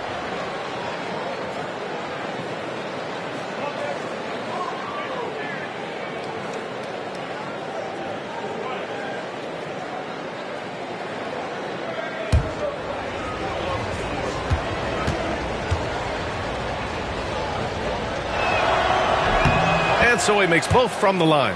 One of the biggest challenges for coaches these days, Stan, is roster turnover. How do you deal with the player movement? Well, look, Brian, it's to be expected, first of all. And second of all, you just, every year starts new. You start from square one every year, and you build it. And if you make an in-season deal, you start over again from square one and build it up. Here's Brunson. Following the score by Detroit from outside the arc. And Hart with a basket on the assist from Brunson. Hart's got 5 points now this quarter. Their ball movement on this run has been tremendous. It's led to a lot of good, clean, open looks. Pass to Hardaway. Wide open. The rebound by Bridges. And they're +5 on the boards after that rebound. Now here's Anunoby. And here's Brunson from the arc. Rebound Detroit. Duran's got 5 rebounds tonight. Here's Hardaway. And it's in there. Hardaway's got 10. And using a mix of strength and agility, Hardaway Jr. beats the contact. Stan, the top pick in the 2021 draft, Cade Cunningham. He's made major strides the last couple of years, but what have you seen from him? Well, he's a big guard who can both score and create shots for his teammates. I think this guy is a winner. So it's Detroit now. After the basket by New York on the other end. Cunningham against Brunson. Oh, Cade Cunningham, strong. He's trying to will this team back into it, doing all he can offensively. Bridges outside.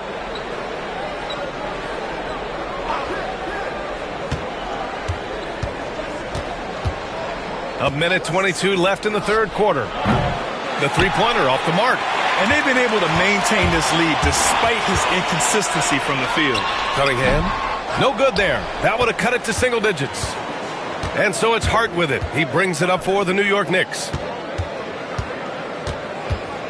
Anunoby passes to Brunson. Back to Anunoby. Outside Hart. Launches it. Sends it home from three-point land. Hart's got 8 here in this quarter. And this is what you want to do when you've got a big lead. You must stay aggressive. Yeah, they're being absolutely relentless, building this lead in every way possible. Gets the 3 ball to go. Harris has got his first bucket of the game, and he's on the board for 3. And both teams running long-range plays that are working. Well, you know it's become a three-point shooting league. Teams shooting a steady diet from outside. Now here's Hart. Give him 8. Pass to Anunoby. To the paint. Here's Brunson. Doesn't go for him. Cunningham with some nice D. Pistons trail by 11. Thompson passes to Cunningham. Off the mark. Had a chance there to trim it to single digits. Anunoby for 3. That shot no good. And as we end the third quarter, a double-digit deficit will make it tough to come back. New York out in front. They're up by 11. And we're coming back in just a moment. Get ready for the fourth quarter when we return.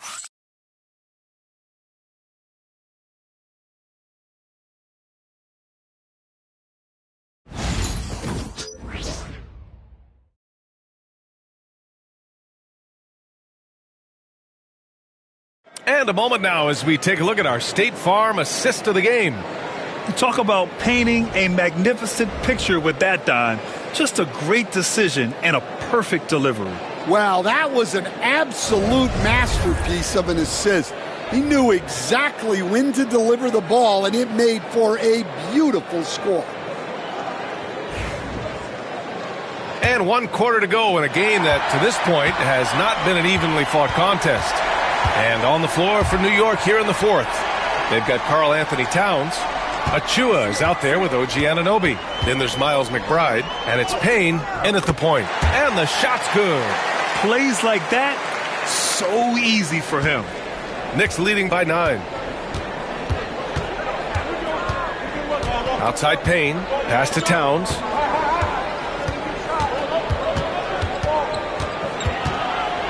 Kicks it out to Anunoby. The 3 is up. The rebound by Stewart. Stewart's got 4 rebounds in the game. Beasley outside. Here's Holland. Back to Schroeder. Just 5 on the clock. Beasley for 3. And it's New York with a rebound. Pass to McBride. Back to Payne. Now Towns.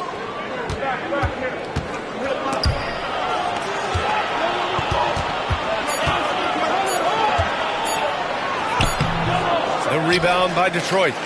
Stewart's got his 5th rebound in this one. Payne against Schroeder. Beasley with a screen on Payne. Schroeder passes to Beasley. Here's Holland. Fires the 3. Offensive rebound. Tries again. And that one's good. Stewart. We've seen that more than once today. An effortless basket inside. Outside McBride. Outside Payne. Towns, right side. The 3. He drops it from range. Look, this is a big part of Towns' value. He's a big who can stretch the floor for you. They've been having major problems offensively. Definitely in a bit of a dry spell.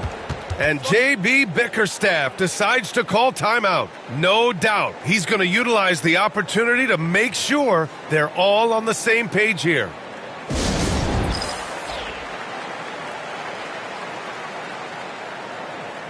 And it's a completely new group for the Pistons. New York making a switch here. Time now to hear from our reporter, Allie LaForce. JB Bickerstaff had some words for his team over the break. They were encouraging their team to run, look for breaks. Coach wants to see them getting into transition more. Back to you, Brian. And Allie, thanks. Now here's Hardaway. And here's Thompson for three. And again, the Pistons missing. And he almost made them regret defending him so loosely. Brunson against Cunningham. Right side, Brunson. And Cunningham pulls it down. Cunningham's got 5 rebounds tonight. On the wing, Thompson. Harris outside.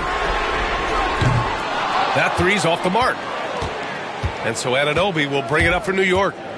Here in the fourth, they've allowed just 4 points. The kick out to Brunson.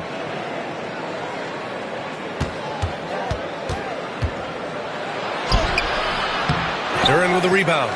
Pistons trail by 10. Over 3.5 minutes through the final quarter now. Cunningham against Brunson. Nice touch by Cunningham inside. Well, yeah, that's why he was the #1 pick back in 2021. Cunningham showing there that he can dominate games. Brunson passes to Hart. Oh, a great 1-2 punch. Beautiful pass and a nasty jam. This is what he gives you night in and night out.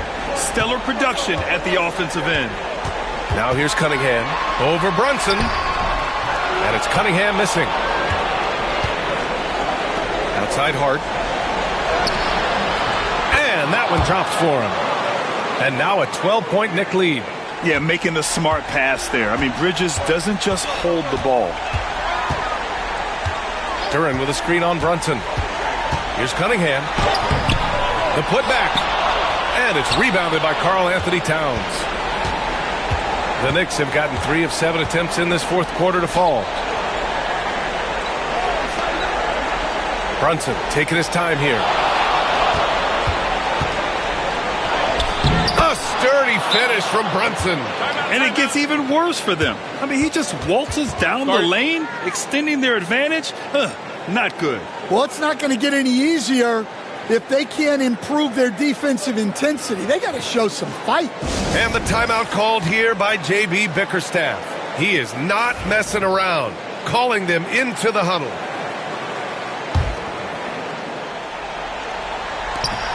.116 left to play in the fourth quarter. Here's Cunningham, and he takes that one up and powers it through. He is torching a defense that simply has no answers for him. Knicks leading by 12. Barring a miracle comeback, this one is wrapped up. They were able to control the tempo and flow of the game, and it will end in a victory for the Knicks. When you look at their assist totals, you can see why it was easier for them to score. The ball was really popping tonight. And good things seem to happen when you're patient and willing to make the next pass. Their offense has flowed really well. And so they powered through to their 51st win of the year. And so with this win, they'll end this season series dead even at 2 wins apiece. And even the opposing fans can't deny this was a sensational game for Jalen Brunson. Yeah, you know, he was a man on a mission in this one. The defense had absolutely no answers for him tonight. Now here's Cunningham. It's good.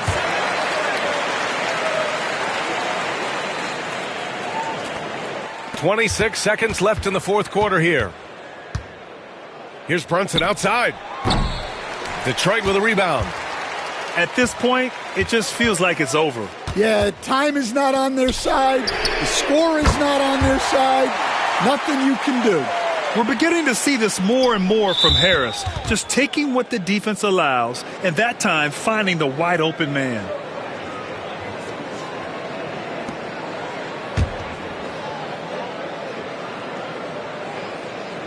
Here's Brunson, and now we've got an intentional foul.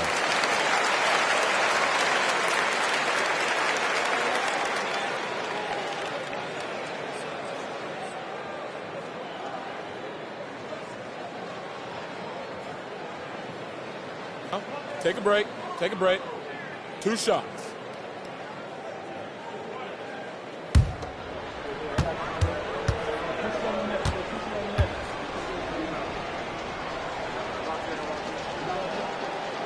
He hits the first one, and that increases the lead to 6.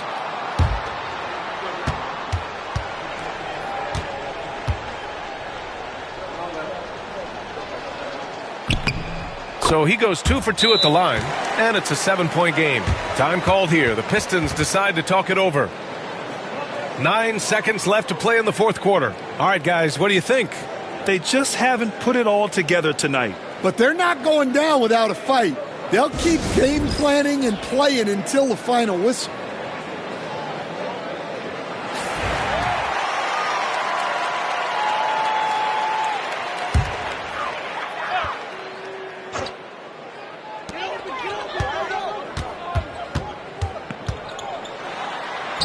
Good work there as it goes.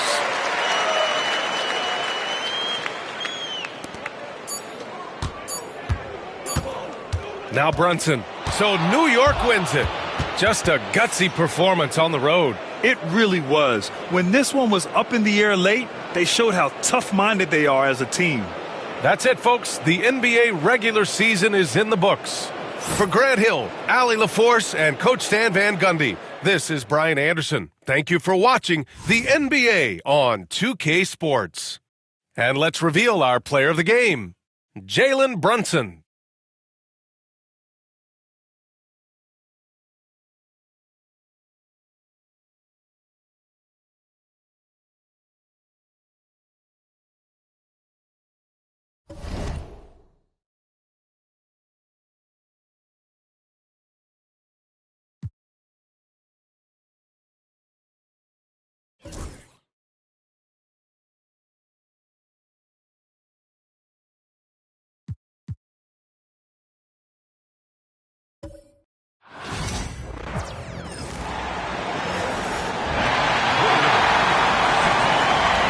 And Greg, when you're facing the front of a back-to-back, how much does that affect you as a player?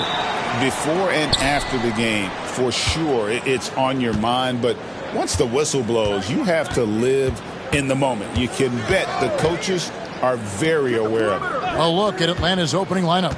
Trae Young is out there with Daniels. Then there's Reza Shea. Then it's Okongwu.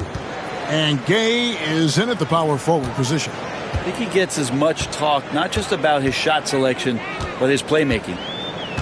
Johnson, the pass to Williams. Here's Claxton. Nets passing it around. And it's Russell missing. Here's Reza Shea. He's playing a pretty big role for him at the offensive end, averaging about 12.5 points a game. Here's Young.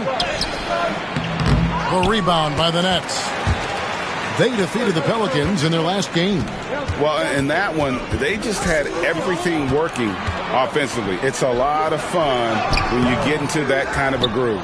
Yeah, I love watching that game, and in particular, their demeanor in their destruction in that game. Daniels with it. He's guarded by Johnson. And there's the drive. Daniels with it. Johnson on him. Daniels, no good. And so it's Johnson who brings the ball up for Brooklyn. Last time they met was right here, and they came out with the win. They shot the lights out from deep.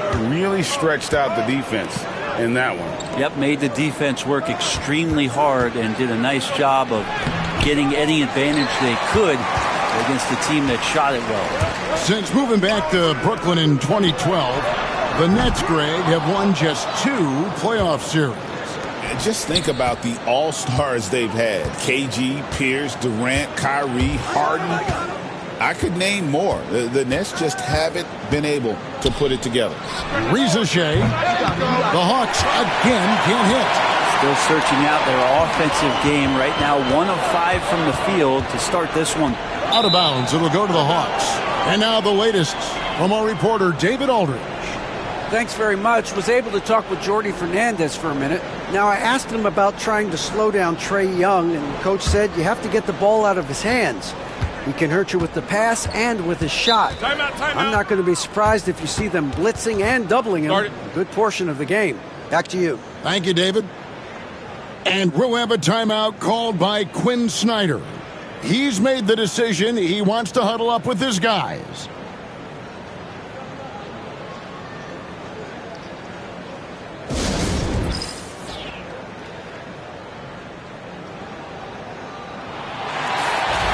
Let's see the stat sheet here for Dyson Daniel.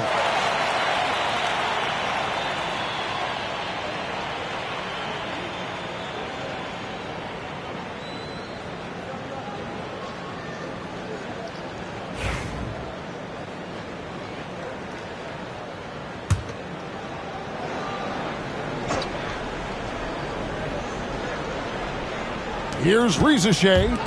His last outing, he had 8 points. Young, good. Young working hard on the defensive end that time. And just under 2.5 minutes elapsed here in the first. Russell kicks to Williams. Outside, Russell. Claxton, a screen on Young. And again, it's the Nets missing. Yeah, trying to get going here, but that's an offer for the first 5 here to start the game. And it's sent back by Russell. His touch has left him in this quarter. Nowhere close to the kind of output they need from him. Trying to end the drought. Good, and it's Johnson with the assist that time. Yeah, there's not a lot of spots, at least in the last couple years, that we've seen that Russell is not confident in firing it from. Pass to Daniel. Young with the ball. He's coming off a 28-point game against Orlando. Felt like he had a sense in that game that the defense was being over-aggressive, and he tried to take advantage of that. He continually frustrated them throughout the night and got to the free throw line. Here's Williams, and that's in. Nice feet on the play. Not getting old here, seeing him make that lead pass with perfect timing. And so Young will bring it up for the Hawks. Pass to Gay. And here's Daniels. Now Rizachet. No scoring in this one. 6 to shoot. Here's Young. And he lays it straight in. Ridiculous handles there. How effective is he at creating opportunities? Brooklyn trailing. And one of those guys, Brent, who can take over a game, sometimes from beginning to end, is Trae Young. It is remarkable, Kevin, especially at his size in today's game. It reminds me a lot of playing against Allen Iverson, a guy who could dominate the game as a small player, and that's what Trae is. But what he can do offensively, the instincts that he shows, the way he can get it going offensively, he's truly a remarkable talent in terms of a small guy dominating a big man's game. Here's Rizachet following the three-pointer by Brooklyn. Both teams running perimeter-oriented plays that are working. Well, both of them looking towards the three-point line, and I like to see that, especially when the results are made buckets. Now, here is Russell. He's playing a pretty big role for him at the offensive end, averaging about 12.5 points a game. Pass to Claxton. And that'll be 2 free throws coming up. Officials on the call with the foul. It's going to go on Onyeka Okongwu. Oh, the officials are all over that one. Brooklyn shooting their first shots of the night from the charity stripe. And really, the form at the line all season has been terrific. 79% as a team. 2 shots.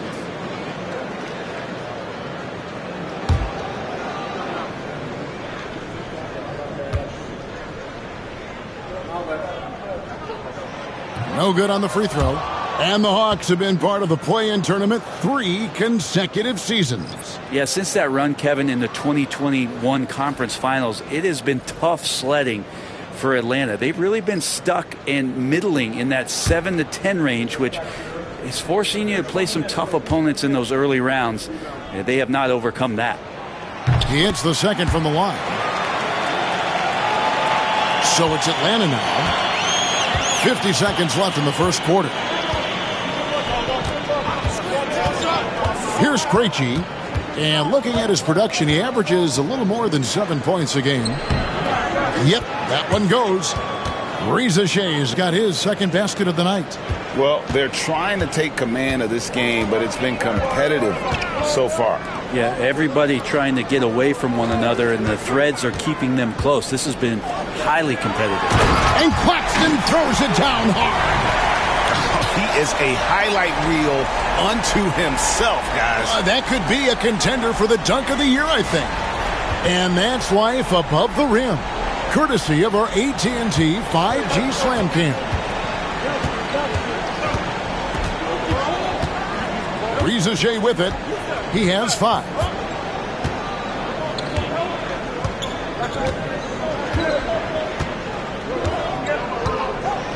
Five on the clock. For the 3. Tie game in Brooklyn. And we'll be back shortly for the start of the second quarter.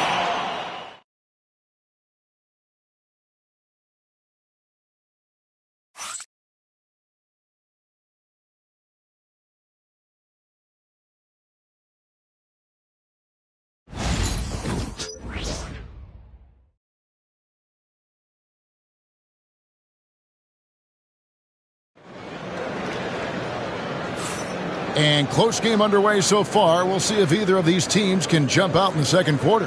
And taking a look at the Nets' performance here, guys, what jumps out to you, stats-wise? Well, they used the fast break to generate some easy buckets before the defense could get set. Yeah, they did a great job. Just the initial thrust of that attack, as soon as they got the ball, constantly in transition. We've got Williams. He's out there with Martin. Wilson out there with Sharp. And it's Clowney in at the 4 spot. So that's the lineup for Brooklyn. Pass to Wilson. Clock at 6. To the middle. Nice pass. Nice catch and a resounding dunk. Now catching the lead pass at full speed. Terrific anticipation. And the delivery on time, on target. Now here's LeVert. He's coming off a 13-point game against Orlando. Here's Barlow. Pass to Rizachet. And foul on the shot, so he'll get a chance at the line. And Rizachet, the prototypical size and skill for a wingman. Yeah, he's got some jelly to his game. Handle, touch. At his size, that becomes very tough to contain.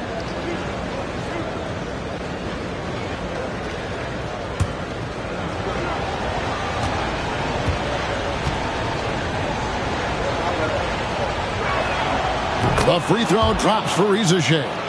And eventually every player, GA, has to grapple with age, realizing they've lost a step or two against the young fellas. And sometimes that is a very slow realization. Oh, it is, Kevin. Hopefully by that point it's less about financial security and more about prolonging the inevitable, simply for the love of the game. Greg, since making it to the Eastern Conference Finals in 2021, the Atlanta Hawks haven't been that good. And it was hard to tell if that was a Cinderella run at the time, but Kevin, looking like that might have been the outlier. The Hawks took some risks to get back there, but it just hasn't worked. Here's Krejci, still scoreless.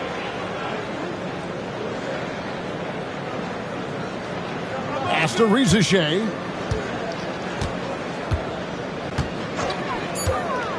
There's the triple. Rebound by Williams. And here's Brooklyn. Wilson with it. And we're now about a minute and a half into the second quarter. And Clowney can't get it to go. Williams against LeVert.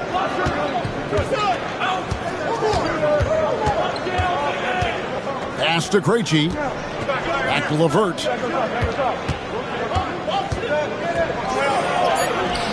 That doesn't go in. Had a chance, though, to take the lead.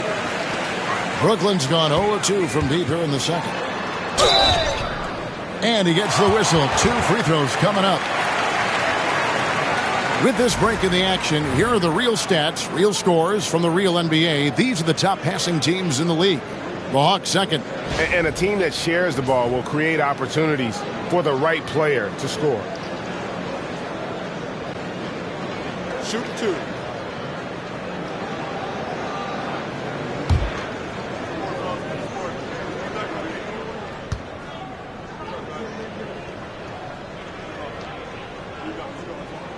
And he knocks down the first one. So both teams changing it up here.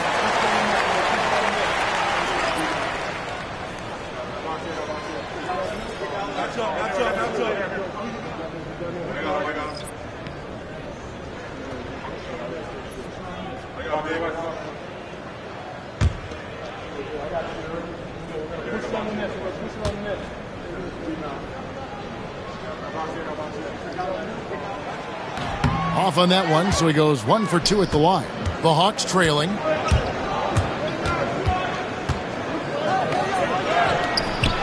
And no good. Had a chance to take the lead there. That's not going to make you a favorite target of your teammates.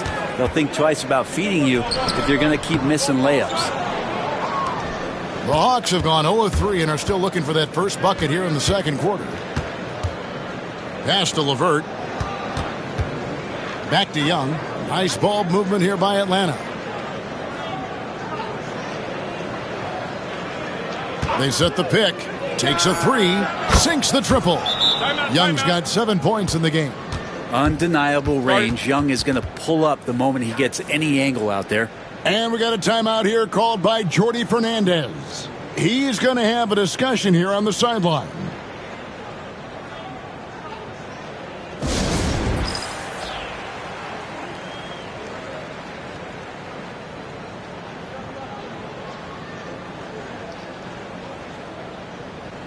And Brooklyn making a change here. Watford's checked in. And we're now a little over 2.5 minutes into the second quarter. Lewis outside. On the wing, Johnson. Claxton sets the screen for Johnson. Pass break here. Here come the Hawks. Here's Krejci. No good there. Great D that time from Johnson. Nets have gotten only one of their first 4 shots in the second quarter to drop. Claxton. He hits the back iron and sinks the shot. Claxton's got the game tied up here for the Nets. And there's a pattern starting to take shape here. They're working it inside and getting good shots from close range. Here's Young going inside. Oh, that's blocked. Closing in on 4 minutes played here in the second quarter. Outside Wilson.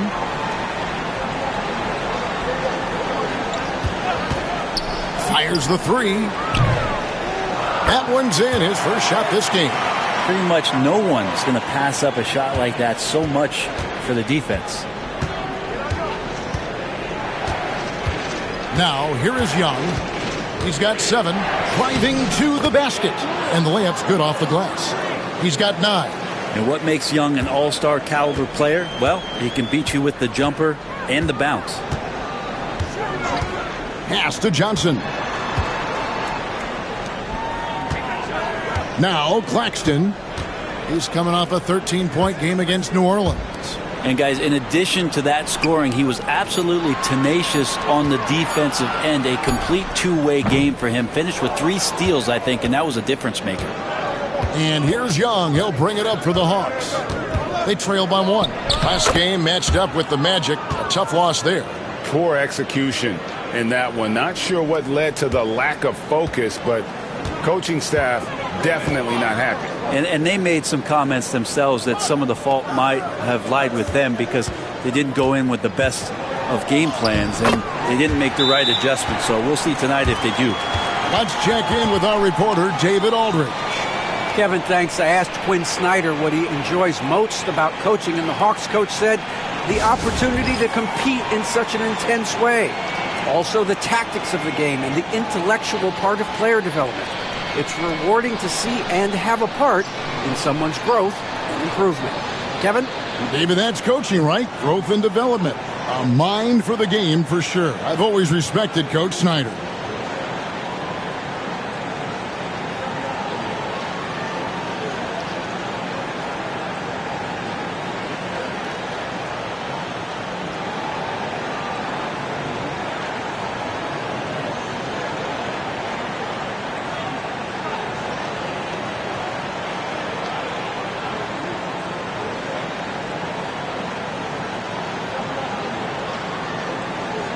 Some changes for Brooklyn.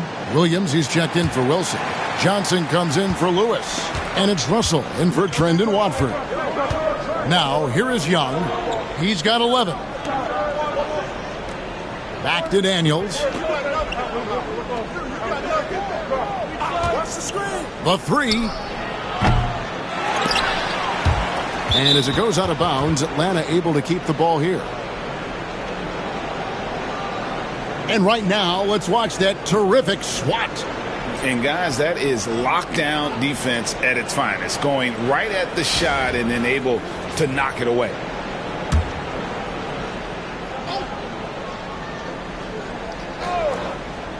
.43 seconds left in the second quarter. And it's Young, that time on the assist by Daniels. Young's got 13. Well, he made some kind of adjustment to his game after a poor first half. He's been impressive shooting the ball during the second. Now, here is Russell. Claxton, a screen on Young. Here's Russell. And he makes good on the layup. He's got 5. Well, so many plays are initiated from the pick and roll for Russell, and for very good reason. He's got as good a feel for that as you could hope for.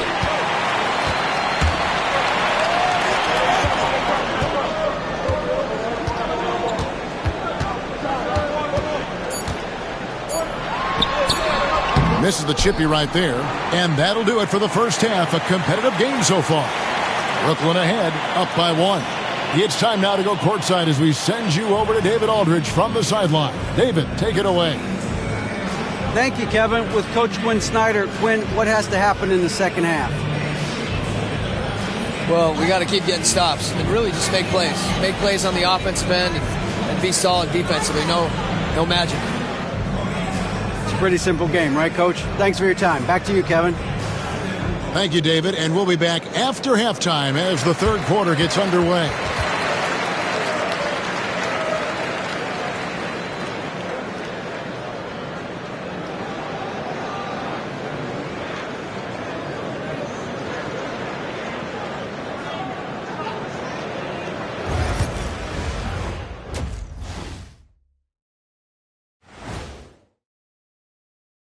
Hello, everybody. We'll break down the action shortly, but first, a glance at how the Eastern Conference standings are stacking up as the season winds down. You know, right now for the Hawks, it's the last game of their regular season. They're trying to protect their spot in entering the play-in tournament. Obviously, they want to stay in the top 8. This game should have a playoff atmosphere. And taking a look now at the Brooklyn Nets, they're in a close contest. Their offense is running like a machine there, Shaq. I mean, they're making calculated decisions, kind of like all of those degrees you have. Calculated degrees, very consistent approach, man. I'm telling you, man, just like you. Yeah, you can't speed them up or slow them down.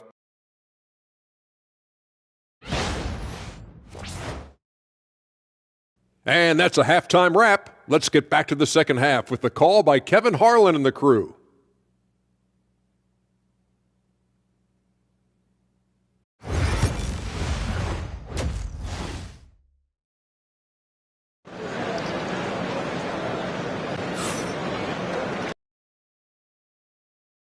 Half in a game that's been fairly even so far.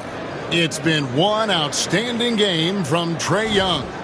Definitely been challenging the defense here early on, not settling for anything outside. Yeah, you want these kind of nights where you can start to see those openings before they happen.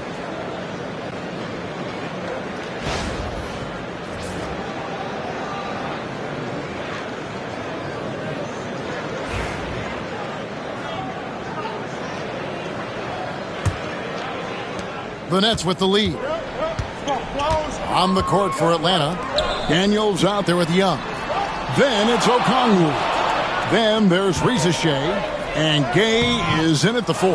That's not the type of opportunity he fails to convert very often. Pass to Daniels. Launches it. Knocks down the 3 ball.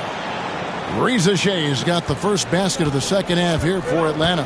Love to see that from Dyson Daniels. He's a gifted passer. Here's Claxton. 5 points in the game. Williams from outside. Good on the triple. Williams has got his 3rd basket of the night right there. And I like the back and forth here, showing confidence from range. It seems like they're going to find out who can make the deepest threes. Right now it's a shootout. Here is Daniels. Still yet to score. And it's Reza Shea missing. And with a little over a minute gone, the second half is underway. Russell embracing the contact that time and wants to get his way to the free throw line. He's getting his first free throw attempt of the night right now. And this season, he's maintained very good form at the line, shooting at about an 83% clip.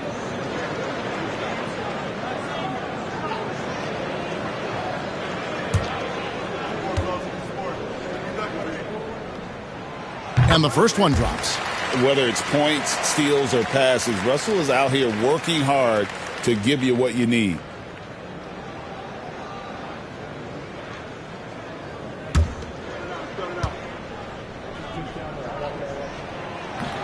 And that one goes in. 2 from the line that time. Probably as close to a sure thing as you can have at the free throw line. Pass to Daniels to the left side wing. Here's Rizachet. Traps in the tray. Rizachet's got it all tied up now for the Hawks. Now that's a high percentage look when the D doesn't fight over the screen. Yeah, the coach over there just asking for one simple thing, and that's some effort. Got burned on that one. And we got a timeout here called by Jordi Fernandez. And coach has decided they need a moment to talk things over.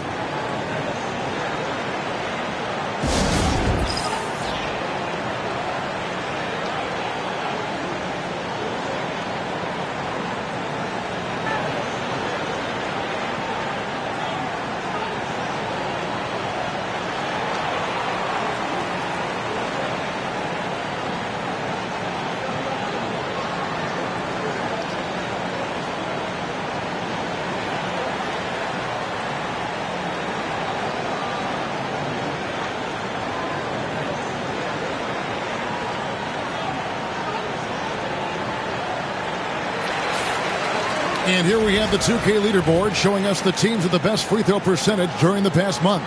In the third spot, the Hawks. And they've had a lot of success at the free throw line, converting those at a high level. So I'd look for them to continue to attack the rim. Just over a minute and a half played here in the third. Johnson finds Williams. Johnson outside. Here's Russell. It's good with the assist that time from Johnson. Johnson's got his 4th assist in this one.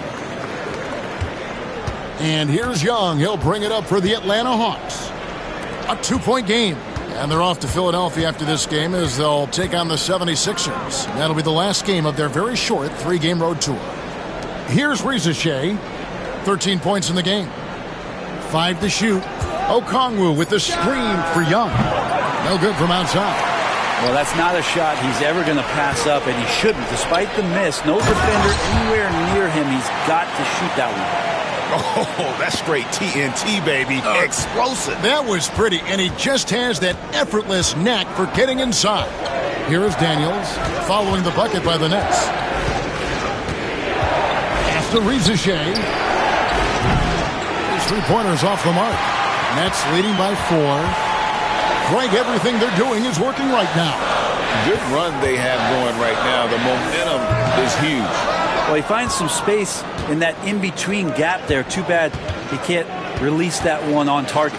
Here's Okongwu, and he floats in for the easy 2. Credit the assist on that one. That's the kind of aggressive and assertive play they need as we get closer and closer to crunch time. Russell passes to Claxton. Poked loose. Young taking his time here. Good for basket number 7 tonight on a not-so-unlucky 13 shots. Defenders just too worried about Trey pulling up on the shot, so he took advantage and just flew by him. Back to Russell. Here's the teardrop. Rebound by the Hawks. Young up top, covered by Johnson. Pass to Gay.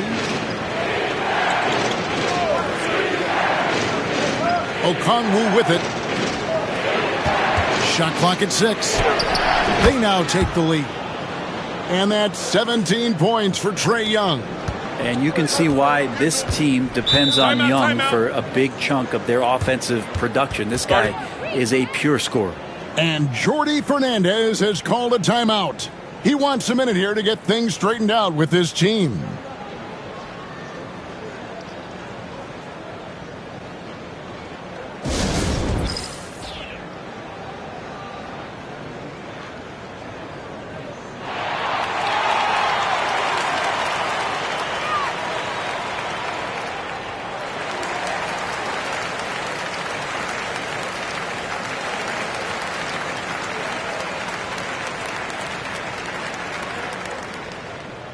Both teams will make substitutions.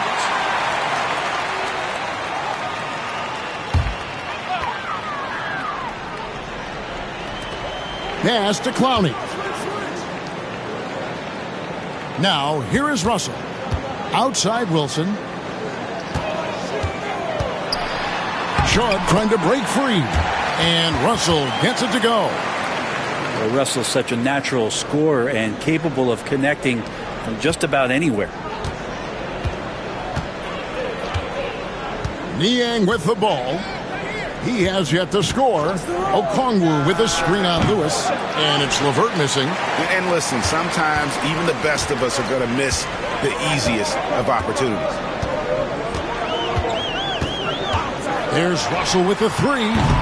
The rebound by Niang. Atlanta's gone 2 of 5 with the three-point shot since coming out of the break. And here's LeVert. Pass to Okongwu. And now running up the court. Lewis pushing it up. 2 free throws coming up, and they call the shooting foul. And a chance to check out the numbers for LeVert. He's putting up about 12 points a game, 3 assists, and 3 rebounds. And he can play some valuable minutes on the wing for this team.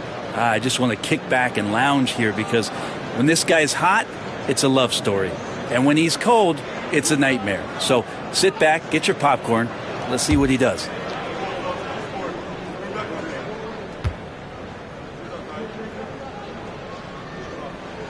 First free throw is good. Martin's checked in for Brooklyn. And the Hawks making a change here as well. Arlo's checked in.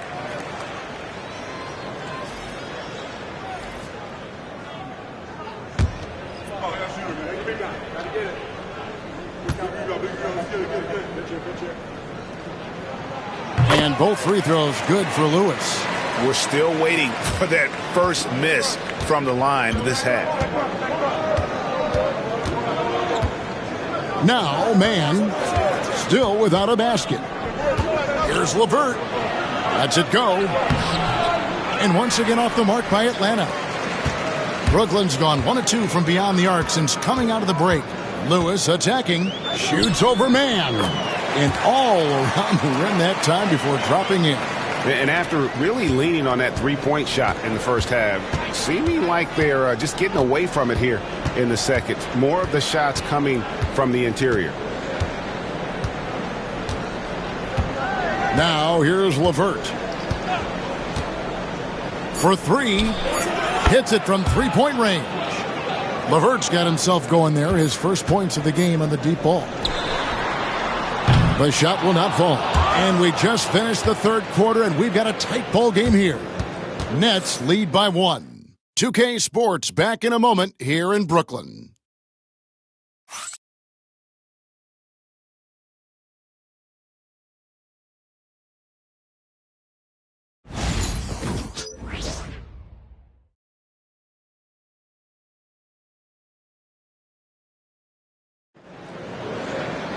And it's been a very competitive game so far as we get rolling here in quarter number 4.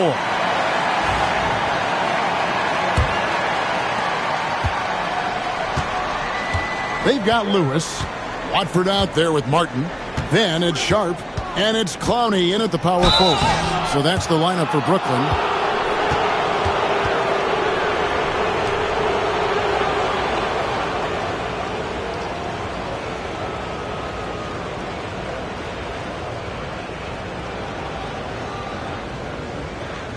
Shooting 2.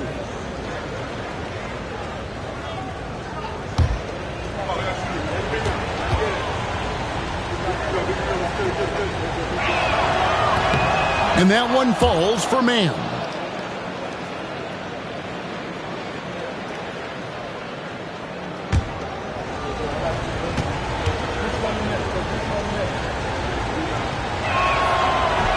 And he can't hit the second. And you can see that even though he ties the game up, disappointed he couldn't give him the lead. Martin, the pass to Watford. Yeah, the defender all over.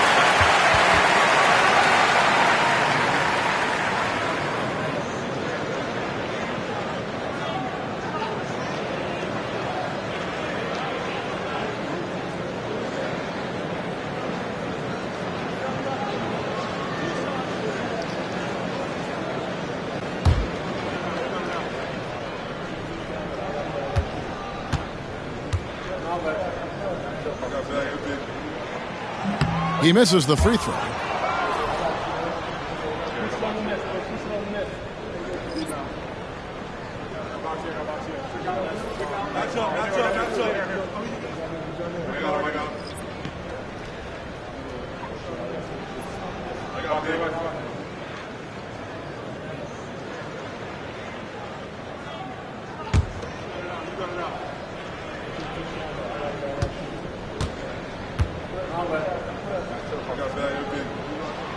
And he's good on the second. They come away with the lead, but I'm sure he's kicking himself over that last miss.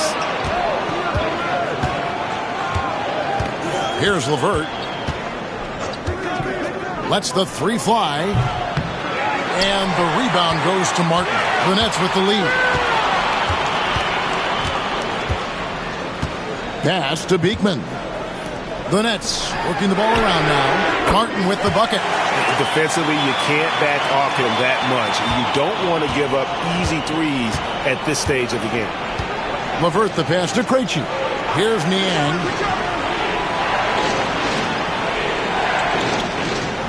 And here's LeVert. 6 on the shot clock. Rebounded by the Nets. This feels like it's snowballed a little bit on them. The more he tries to shoot his way out of this slump, the worse it seems to get. They need him to get it together. Here's Barlow. And I like the fact that the defense is looking to protect the rim at all costs.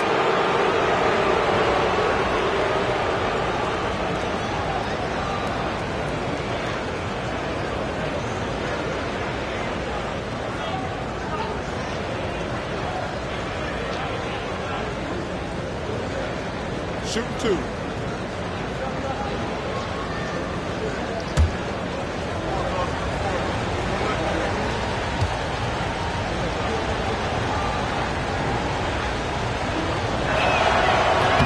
And the first one at the line is good. Some changes for Brooklyn.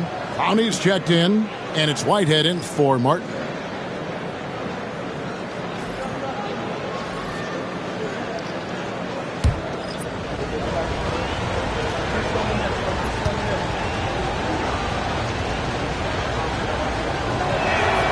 And so he hits both. It's the Nets now. The lead is 2. Pass to Clowney. Watford with it. Here's Clowney. Lewis outside. And a miss there on the triple. Well, there's more he could have done in this game for sure, but it hasn't kept them from pulling ahead. And we're about 2 minutes into the fourth quarter now. Krejci passes to Mann. To take the lead. Atlanta again missing. The game has been very close in a lot of areas, but rebounding has been the one differentiator thus far. No question he got bumped on that shot.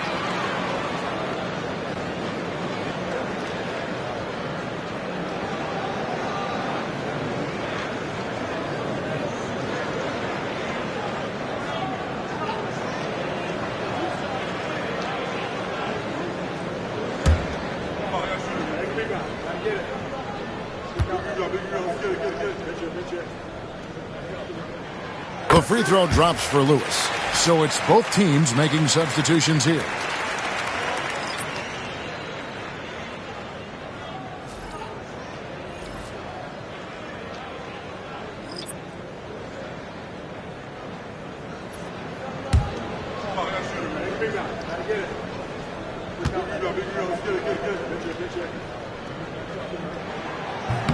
So he picks up just one from the line that time. The Hawks trail by 3. Pass to Young.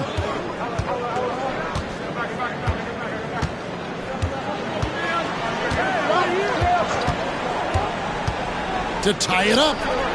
That's down the hatch. Knocks one more to his total. That's 9 for 15 shooting. A good look there, and he didn't waste it. His second 3 of the game. And Jordi Fernandez has called a timeout. He knows every possession is critical now.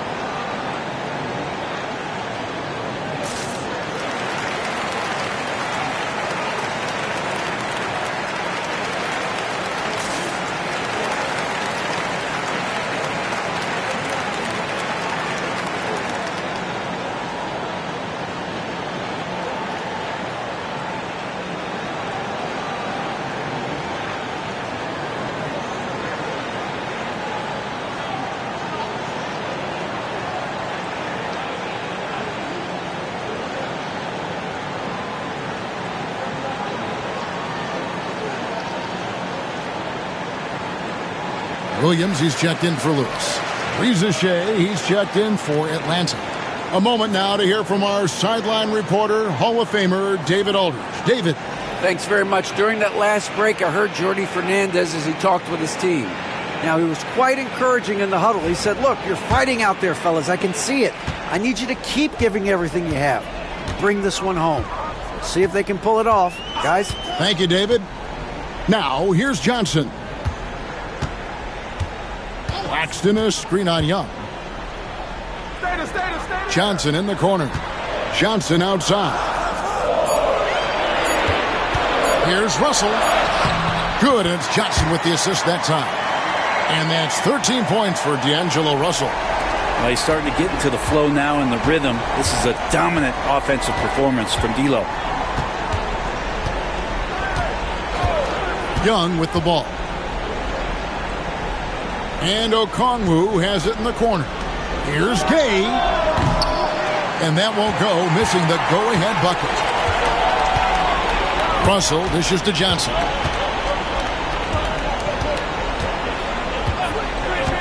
Back to Russell. Claxton, a screen on Young. It's Russell with the drive. Okongwu grabs the board. Okongwu's now got rebound number 5 here tonight. Pass to Rizachet. Claxton against Okongwu. With the floater. And scoring with the play inside is Young. Young's got the game tied up here for Atlanta. It's the Nets now. They've given up just 8 points in the fourth quarter. Here's Russell. And he uses the glass on the layup. Russell's got 4 points in the quarter. Well, D'Angelo Russell not scared of the big moment.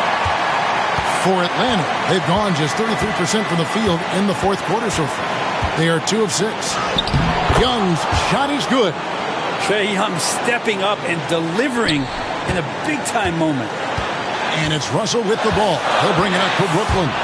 And he drives in, lays it up, and banks it in. Russell's got 12 points in just the second half. Yeah, the leadership skills on display there. Getting it done when it matters most. D'Angelo Russell. Young drives in. It's hauled in by Claxton. You know, and after fighting to get back into it, that was the chance there to tie it up. I'm not sure, but that could be a game-changing miss. He wanted that bad. Now, here is Russell. It's Williams, high post. Just 5 on the clock. A 15-footer. Okongwu grabs the board. Atlanta's gotten just 1 of 4 3-pointers to go down for them here in the fourth. Young from outside. Another miss by Young. Just a tiny lead for him. And a chance to make it a little bigger right here. Williams kicks to Johnson. Outside Williams. Paxton sets the screen for Williams. It drops. Whoa, the nerves on this guy. Not backing down from this moment here. When the game is close, he kicks it up a notch. And timeout is called by Quinn Snyder. No doubt he is feeling the importance of this moment right now.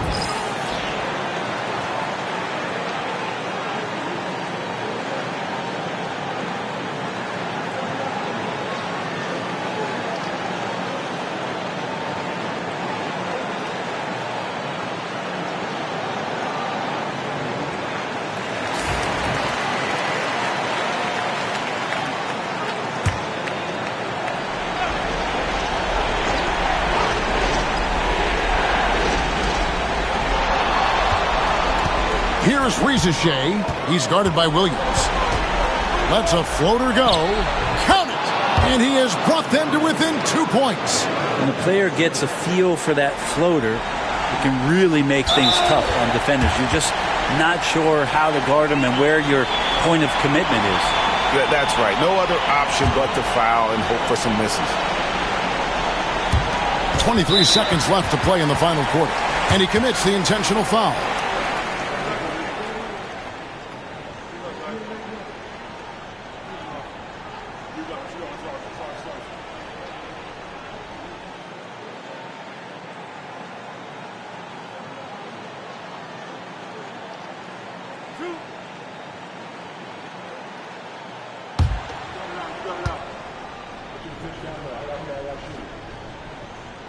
First free throw is good, and that makes it a 3-point lead.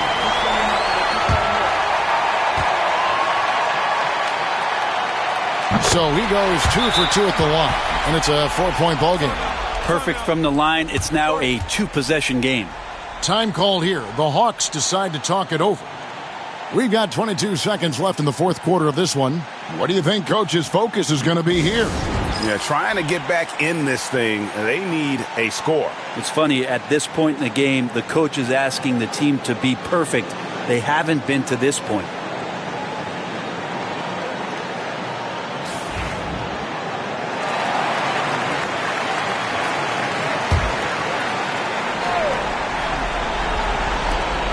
We've got 22 seconds left in the fourth. And now they foul and stop the clock. You have to foul, but I'm sure they would have liked to foul someone different.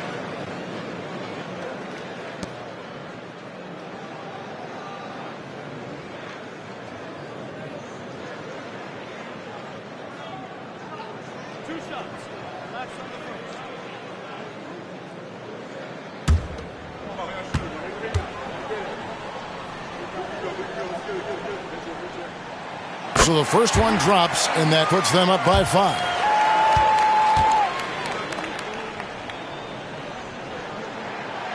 And the second free throw, no good. A tough break there.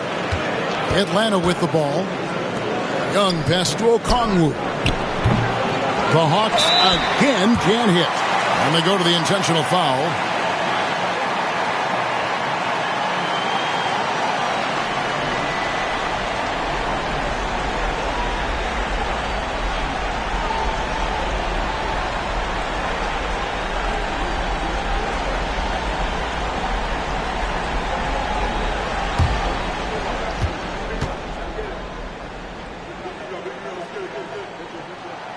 Gets the first, and that increases their lead to 6.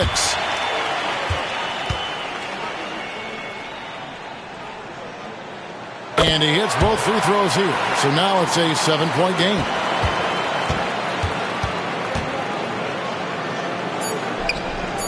Connects from 3-point range.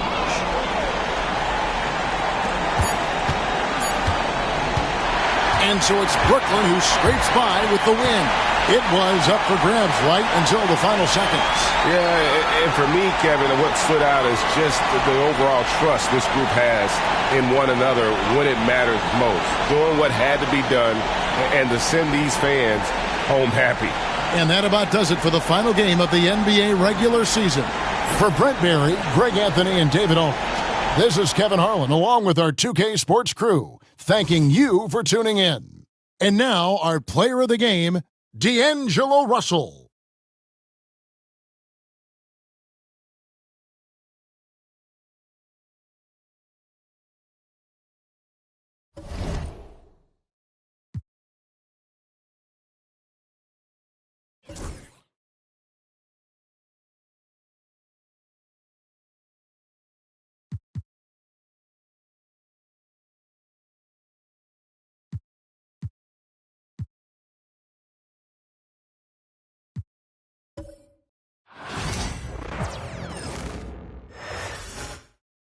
Oh, say does that star-spangled banner yet wave?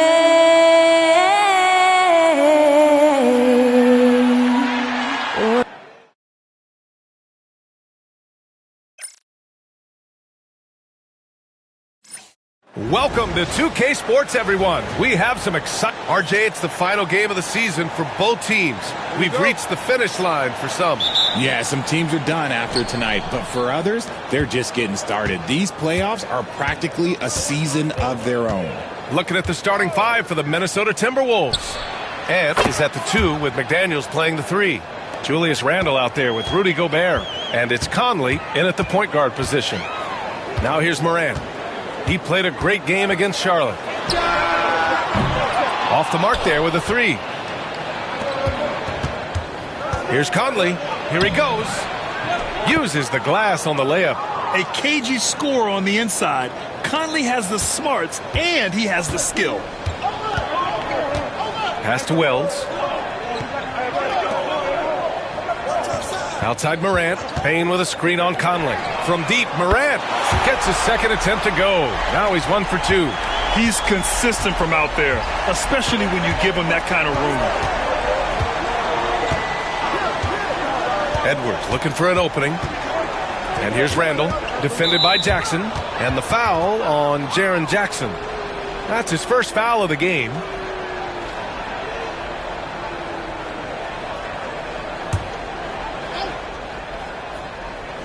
A little over a minute gone here in the first quarter. Here's Edwards. Memphis with a rebound. Coming off a win against the Hornets. And it wasn't just their starters putting in work. Their backups were real spark plugs on offense. Yeah, your second unit, those reserves, they can swing a game. Whoa! Oh, my goodness! He'll put you on your heels in a hurry. Morant slicing through the D. On the AT&T 5G Slam Cam, good looks by our terrific camera crew.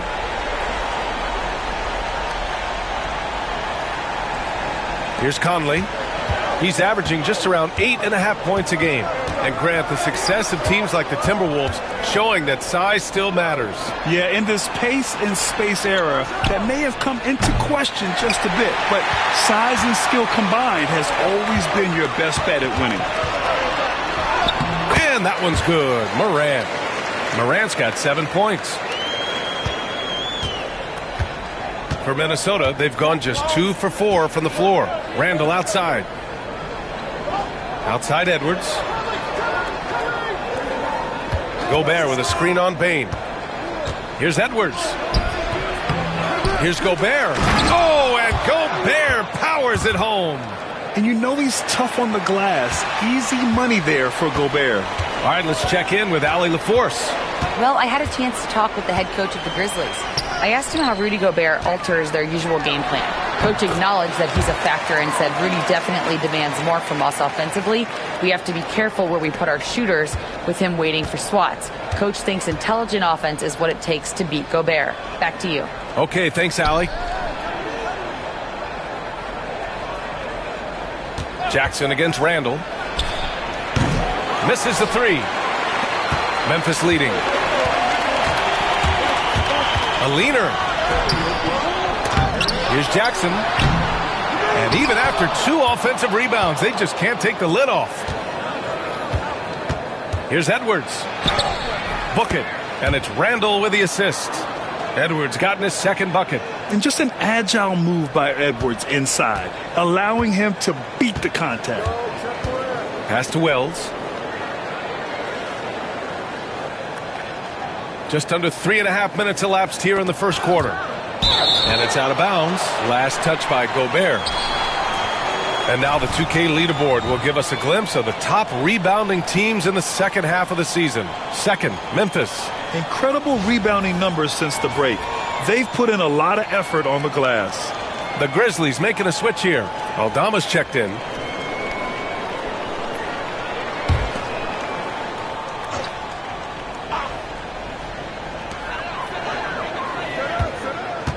Morant against Conley. Just 5 to shoot. And Morant gets it to go. Morant's got 9 points. Look, they are in front right now because of him. He keeps draining these shots at a ridiculous clip. The electric Ja Morant. High-flying, fast, fearless. Where's that mentality come from, RJ? There is just a fearlessness like you mentioned. Most players, you just have that mindset. You don't care. You're going to attack the rim. Doesn't matter if you could potentially get hurt. You are going to take off. That mindset is a level of aggressiveness that only Ja Morant possesses. Morant. Ooh, coming through again. Shooting 5 for 7 now. Man, that's now 10 straight points in the paint.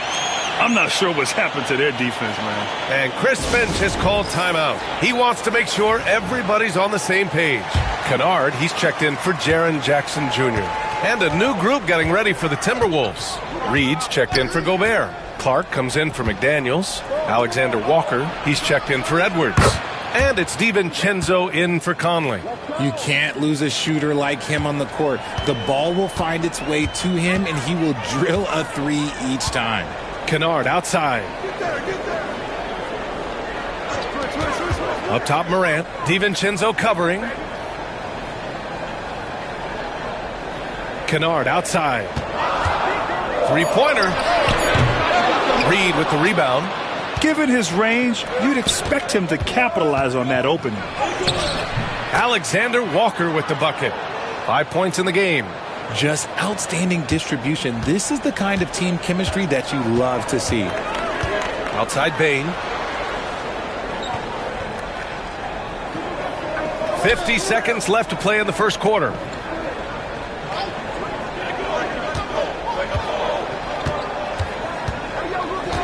Lets it go from deep. Minnesota with a rebound. That is not a guy you want to allow open looks from range. Lucky for the defense, he just couldn't get it to go. Good on the shot. Good execution. They're getting some short-range looks here. Aldama outside. 7-second difference between the shot clock and the game clock. And there's the screen. And here's Morant outside. 12 seconds left in the first quarter. Kennard for 3. And the three-pointer goes. And this early scoring is as much about the lackluster defense as it is about either team's offense. Here's Randall. And that's not going to go. The first quarter all wrapped up. And it's been an exciting game so far. Timberwolves ahead, up 2. Let's take a quick break. And then it's on to the second quarter after this.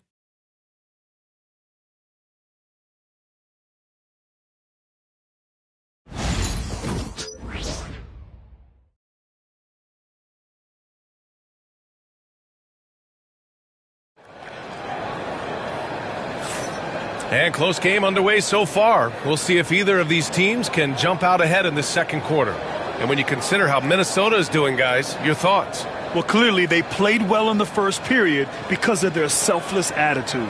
They're playing for one another and focusing on making winning plays. You love to see it.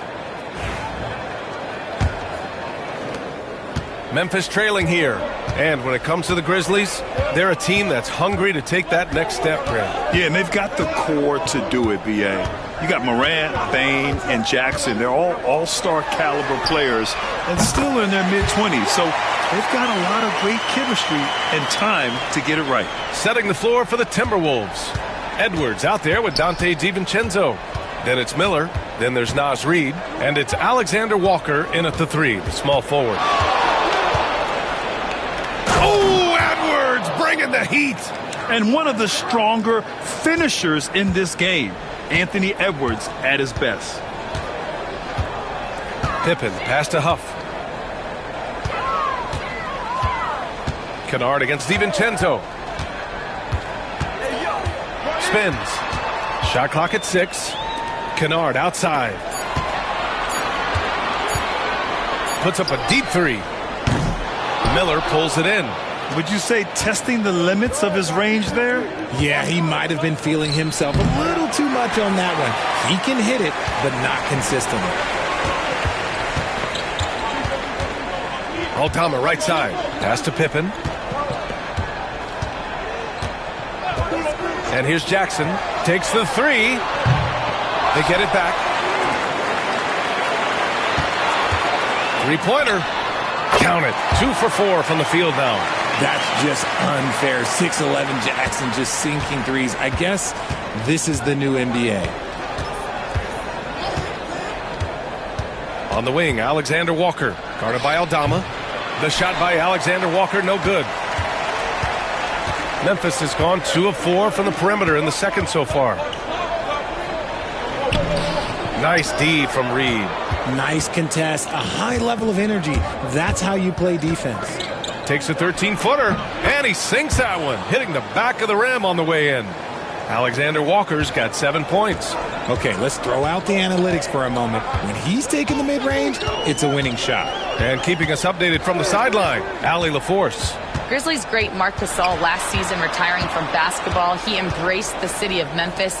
He said, quote, "I think a player has to feel that it's their city and they have to fight for it. You play with a different mindset when you do that. To me, winning was the most important thing." Yeah, and they did a lot of winning, Allie. Left side, Edwards. Nope, that doesn't drop. He's now 3 for 8 in the contest. For Memphis, they've gotten just 2 of 6 field goals to go in the second. Pippen, pass to Huff. Grant, there are such intense rivalries at the college level. Do any of those carry over to the NBA? Oh, BA, they sure do. I was part of some serious college rivalries. There was a lot of trash talk with the guys on the other side. It didn't stop that much after we got to the NBA. Alexander Walker, the pass to DiVincenzo. Outside Edwards. Pass to Miller. Now Reid. From deep. Kennard with the rebound. Aldama with it. Jackson outside. Here's Pippen. He's coming off a 10-point game against Charlotte. Jackson can't get it to go. Okay, let's just say it. This has been an ugly quarter for him. Not quite a break a mirror ugly, but it's getting there. Alexander Walker, the pass to DiVincenzo. Outside Edwards. This one for 3. Memphis with a rebound. Jackson's got 4 rebounds now. Kennard, right side. Pass to Pippen. Jackson with it. Shoots over Miller. Jackson gets the bucket. Jackson's got 5 points now in the quarter. A tough cover. Jackson has a ton of post work. He can go over either shoulder or face up. Richard, every team wants 3-point shooters and rim protection. Jaren Jackson Jr. gives you both. Oh, he is the prototypical big man. He's Defensive Player of the Year. He's led the league in blocks on multiple occasions, and he can stretch the floor and shoot threes. And the Timberwolves going with a whole new group out there. Pass to Gobert. Here's Dillingham. Tries it from the top of the key. Cleared away by Wells. There's no way that's the best look this offense can produce. And you couldn't get a better shot off? Like, come on, you got to make the extra pass. Like, being a teammate will go so far in this league. The three-pointer is down, Ja Morant. And if you're wondering what makes Ja so special, it's his ability to take over games all by himself. Randall outside. Outside McDaniels. The three is up. Nice start for him, sinking his first shot. This is just fun. These teams are trading threes back and forth. This is today's NBA. Hey, we see this kind of exchange more often than not. Pass to Jackson. Here's Wells. And he can't answer back. The three-pointer offline. And so Randall will bring it up for Minnesota. Next matchup, they'll be home against the Nets. That'll be the first of 2 games on their home court. When Gobert is close like that, you know he's going to try and ram it through. There's a 4-second difference from the shot clock and the game clock. Here's Wells. No made baskets yet. Pass to Edey. Here's Wells. Here's Edey. Defended by Gobert. Now Morant. Here's Edey. It's a tie game in Memphis. And time now for the halftime break, with the third quarter soon to follow on 2K Sports.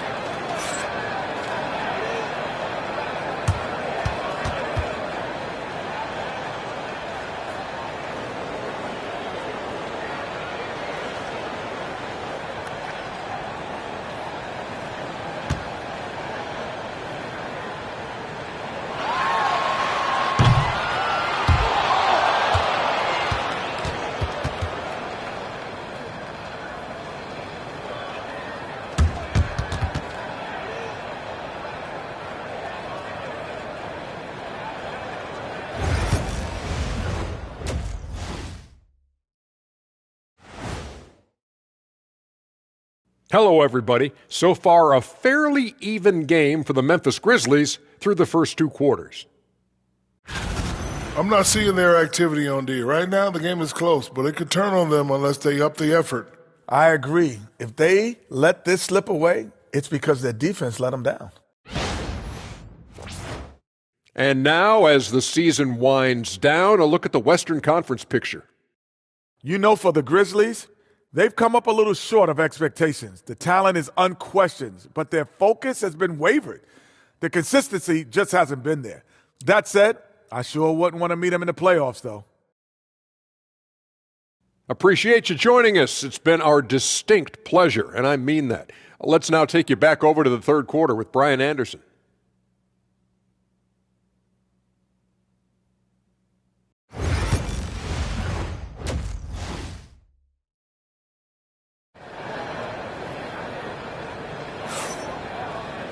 Second half of basketball is upon us, and we may be in for an exciting finish based on how close of a game we've seen so far.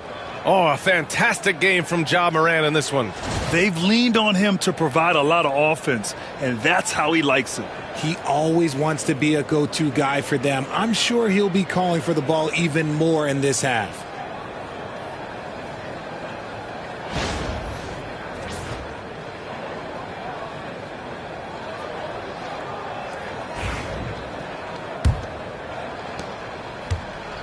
Well, Memphis shooting around 41%.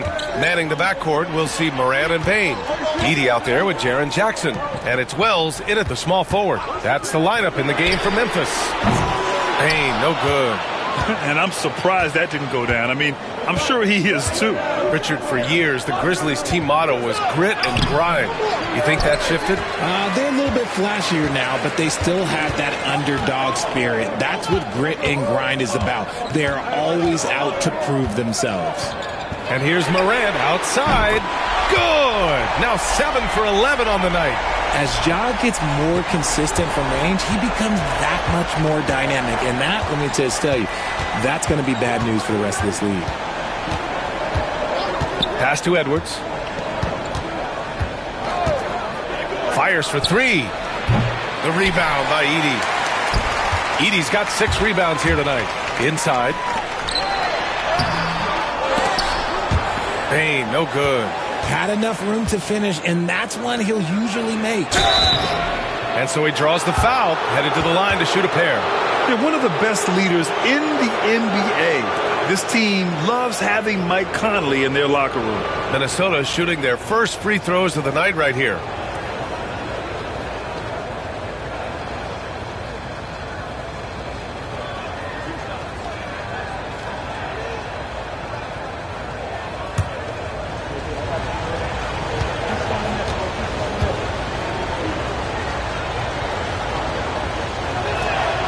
First free throw is good.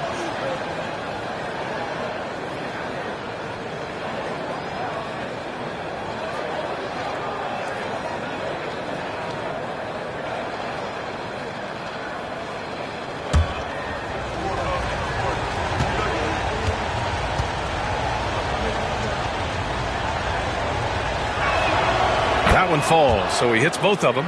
No surprise there. He's about as automatic as it gets from the stripe. I hope I didn't jinx him. Now here's Morant. 17 points in the game. Tough points from Ja. It's been all about Ja tonight. Can score in so many different ways. Timberwolves trail by 3. Conley passes to Gobert. Conley looking for an opening.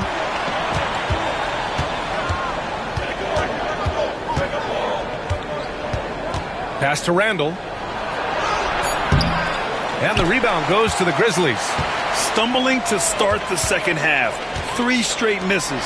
RJ, when Ja Morant's at his best, you won't find a more entertaining player in the league. Oh, B.A., he is a generational talent. There is no easy way to defend him. That blend of skill, athleticism, quickness, it is so impressive and hard to guard.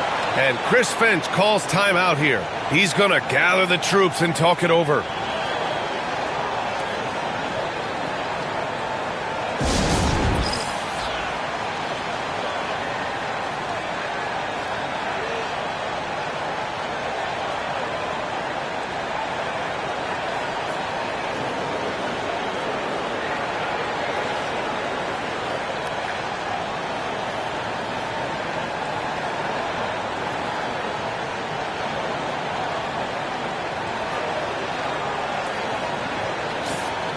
We got a second now to check out the real stats, real scores from the real NBA.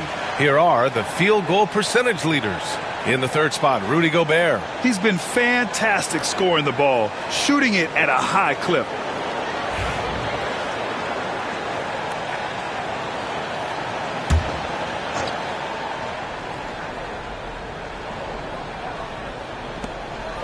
Outside Conley. Randall, a screen on Morant. Outside Conley. 6 to shoot. The Timberwolves need to get off a shot here. And here's Gobert from the arc. The rebound by Edey. Edey's got his 7th rebound of the game with that last one. Is it possible to rest too much? Because he hasn't been able to get into a groove since coming back in. All right, let's get a report from Allie. Brian Anthony Edwards, his disposition just brightens a locker room. Coach Chris Finch said he's an absolute joy to coach. Always in a great mood with a great smile. It doesn't matter if he plays well or he doesn't. Every day he has the same approach and the same attitude. And he wants to be great, Allie. There's no doubt about that. Down low. Gobert goes up and brings it down. And maybe one of the best at the alley-oop. Gobert is great at reading the D and getting eye contact with the passer and finish. Pass to Bane. Here's Wells. Offline with a 3. And here's Randall. He'll bring it up for the Minnesota Timberwolves. Now here's Conley. Gobert with a screen on Morant. Conley passes to Gobert. Over Edey. Another miss by Gobert. Memphis leading by 5. Oh, got a piece of it. Out of bounds as Memphis keeps possession. Great read to get a hand in there and disrupt the play. Yeah, I think he was hoping to maybe even get the steal, but I agree. He still got a good outcome. The Grizzlies making a switch here. Aldama's checked in. The Timberwolves also with a sub. Alexander Walker's checked in.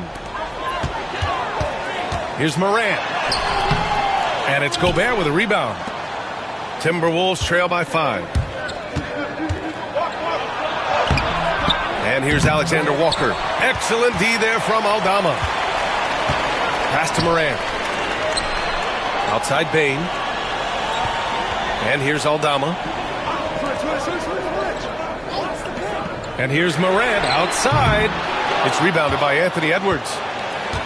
Minnesota's gone 0 for 2 from outside here in the third. Moran against Conley. Randall outside. Now Alexander Walker. 6 on the shot clock. There's the 3. And that's good. Randall for 3. Randall's gotten himself going here. His first points of the game on the deep ball. The Grizzlies have gone 4 of 9 in the third quarter. Outside Bain. Back to Morant. Oh, Morant from close range. A point guard with length. Morant can do a little bit more than just handle himself inside. Outside Edwards. Back to Alexander Walker. Pass to Randall.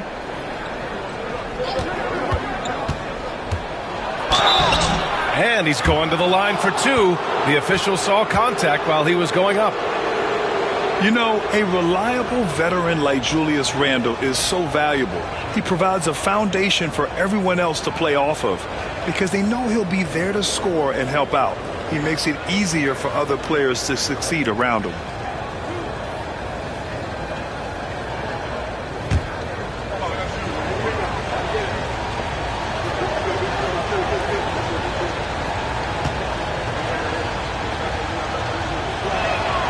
First free throw is good. Certain guys can remake their games to fit the times. Randall's worked on his right hand and his jump shooting. He's a much more versatile threat now at the offensive end. And Minnesota making a change here. Reed's checked in for Gobert. Clark comes in for Alexander Walker. DiVincenzo, he's checked in for Edwards. And Dillingham subbed in for Mike Conley. Some big guys struggle at the line, not him. He's put in the work to defy that assumption. Pippen, pass to Huff. Pass to Kennard. Here's Pippen.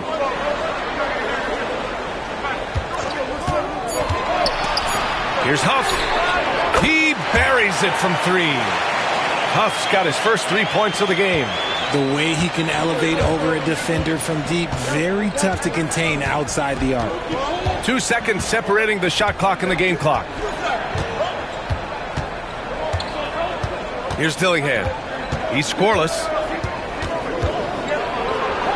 And he drops in the layup off the glass. Keeping pace here. That's an excellent move inside. Here's Pippen. A deep 3. And that's not going to go. Misses at the buzzer. Ja Morant, he's feeling it tonight and has been the driving force for the Grizzlies. 25 points and counting for him. They have relied heavily on his offense. And don't go far. We'll be right back.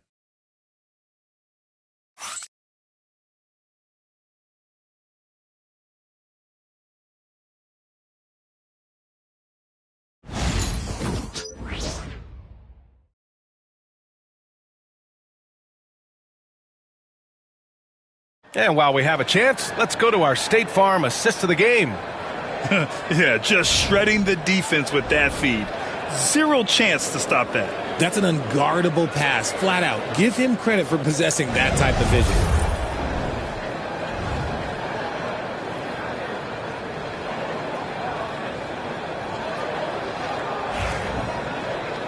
Three tense quarters behind us. One more to go. Thanks for being with us as we get ready for the 4th. On the court for the Timberwolves, we've got Dante DiVincenzo. He's out there with Edwards. And it's Reed in at the center position. Making sure of it with the two-hand slam, B.A. Yeah, I don't blame him with the score this tight. You cannot take a chance here. Bain, the pass to Huff.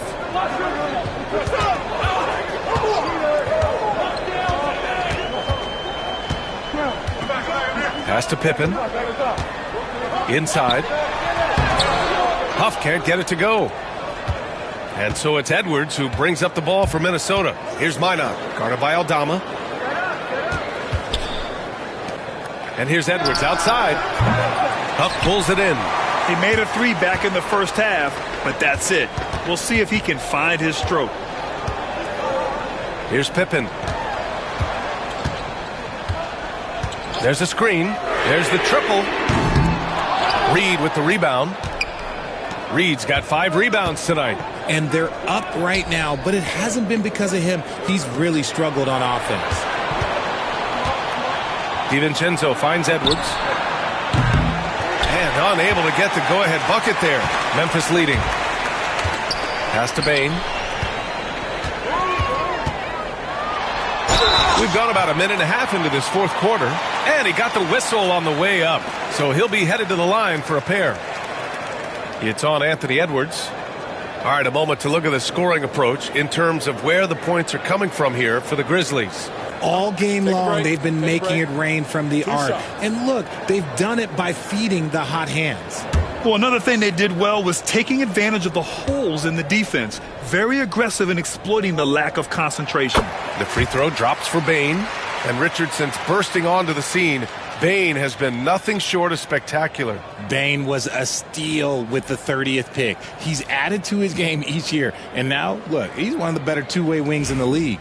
Jackson, he's checked in for Memphis. Garza's checked in for Minnesota. Conley comes in for Clark. And he makes both free throws.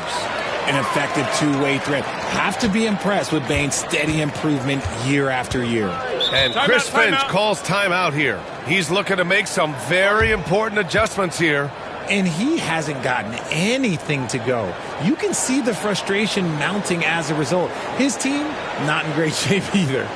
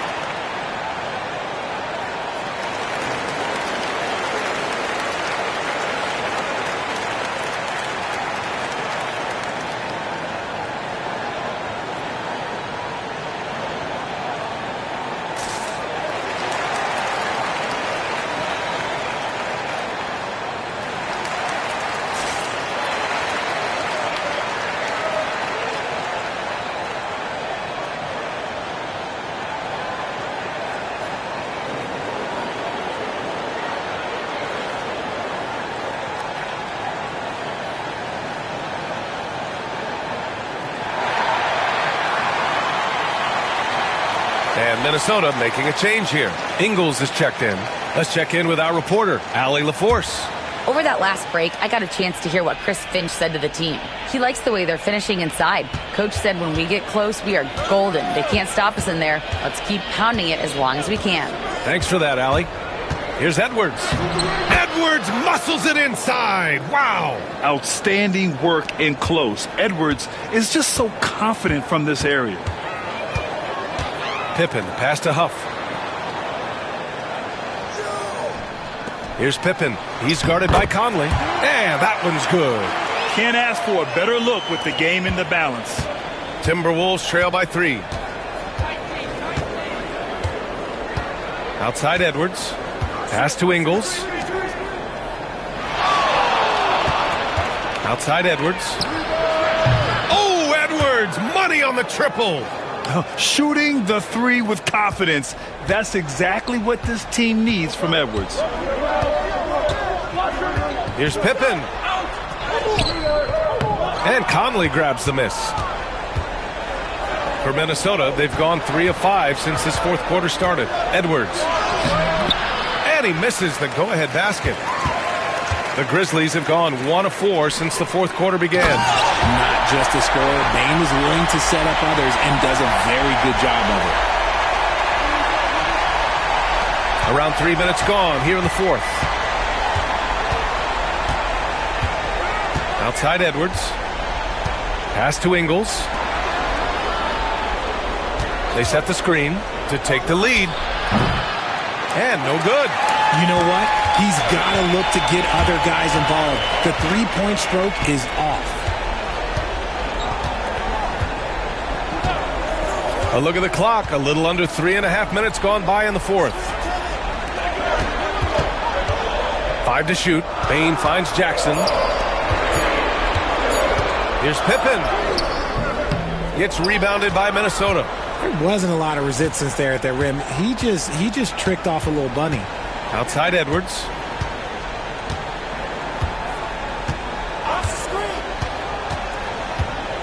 14 feet away. Good. He hits the jumper. Edwards got 9 points now in the quarter. Wow. Edwards almost makes it look effortless, like the whole team wasn't holding their breath right there. Timeout, Grizzlies. Yeah, coach no doubt wants to use this timeout to review the matchups and maybe make some adjustments as well. I'm sure all of the above is in order, and you can never be too content.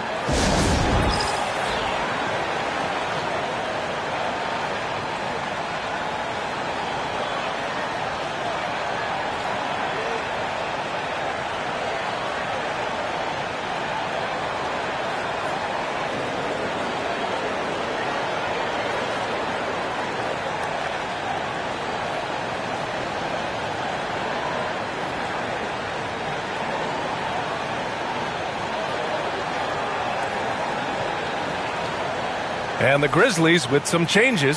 Edey's checked in for Huff. Jackson comes in for Jackson. And it's Ja Morant in for Pippen. Jackson finds Morant. Now here's Bane. Right wing. Morant against Conley. Morant, no good. The Timberwolves have got 4 of 8 shots to drop here in this final quarter. They get it back. Randall can't hit. Well, Memphis shooting only 29% since the fourth quarter began. To the inside, Jackson.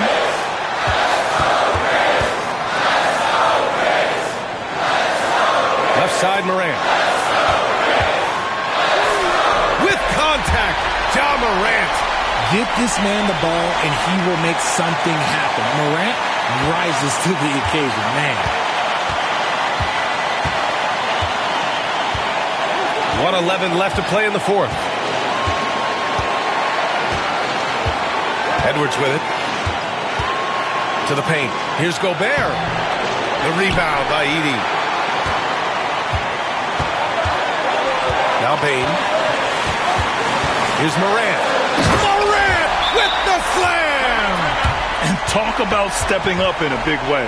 What a huge play, coming through when it matters most. And Chris Finch has called timeout. And coach didn't want to take any chances in this situation, which is why he called the TO.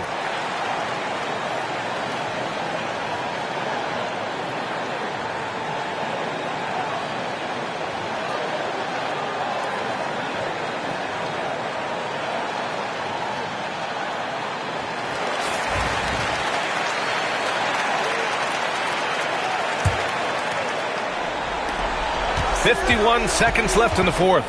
Here's Edwards. Count it! And he's brought them within 2 points now. And you gotta love the mentality of Anthony Edwards. He wants to be the... And it's like that. Here's Morant. Second shot opportunity. Oh, and he got fouled on his way up. He'll head to the line to shoot 2. Rudy Gobert picks one up. Hey, if you can't block it, sending him to the line can be the next best thing.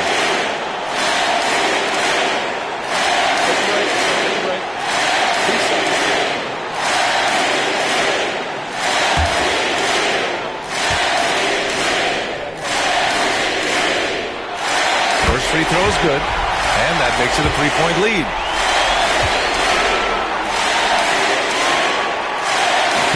And so he drops them both, and it's a 4-point ball game. Gets them to fall, and those are huge free throws. It's now a 2-possession game. Here's Edwards. It falls! And he's brought them within 2 points now. And certain nights, Edwards just goes off. Very tough to stop when he's in the zone. Conley against Morant.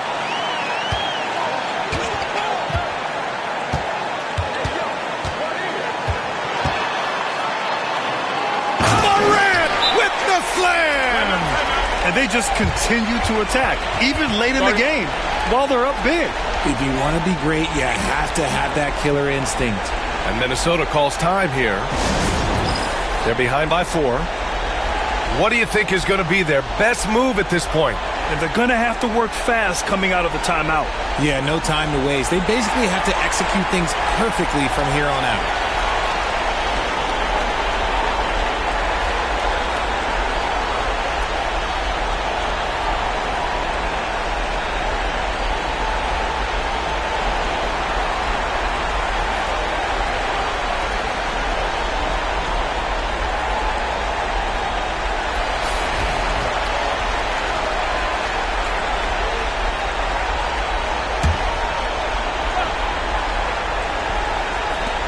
There's 10 seconds left in the final quarter.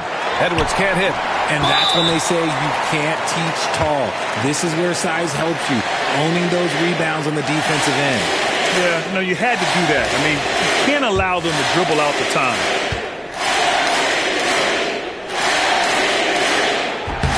So the first one drops, and that puts him up 5.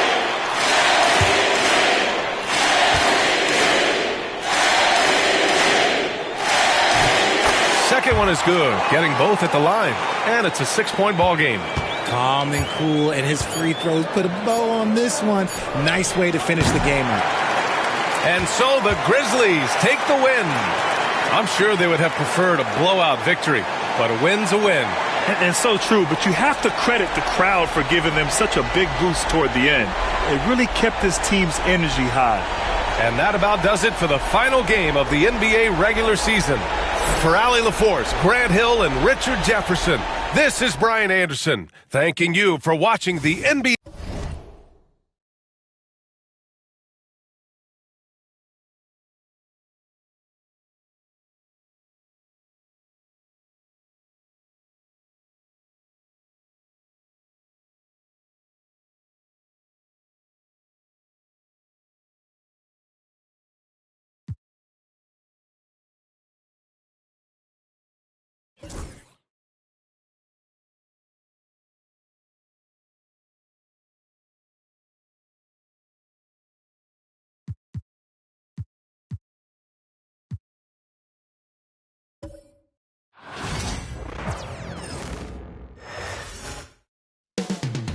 Up next, the Pelicans take...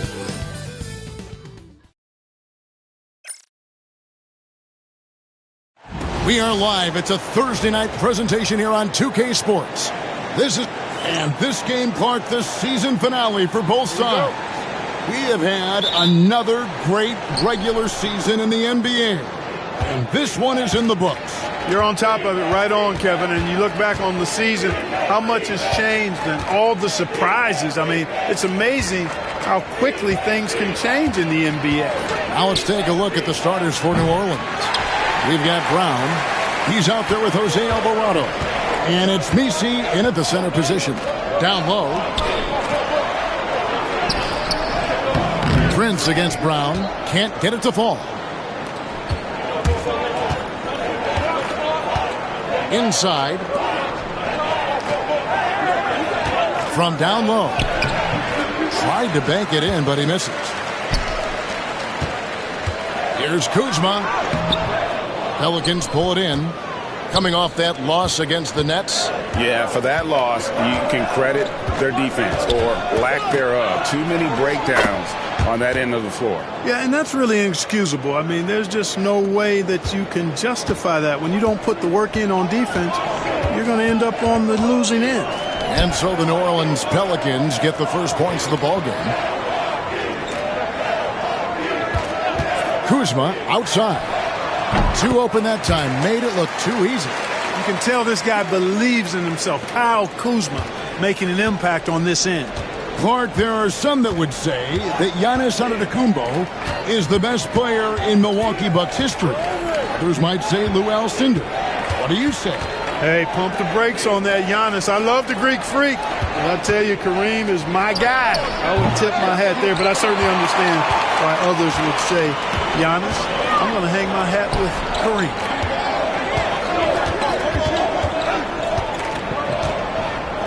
Lets it go from deep.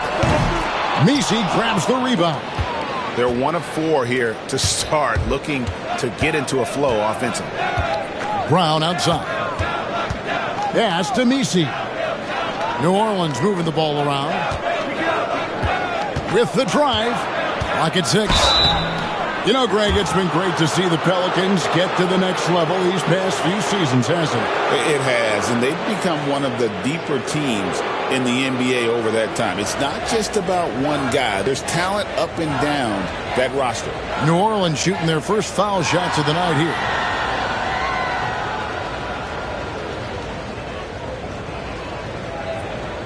Shooting 2.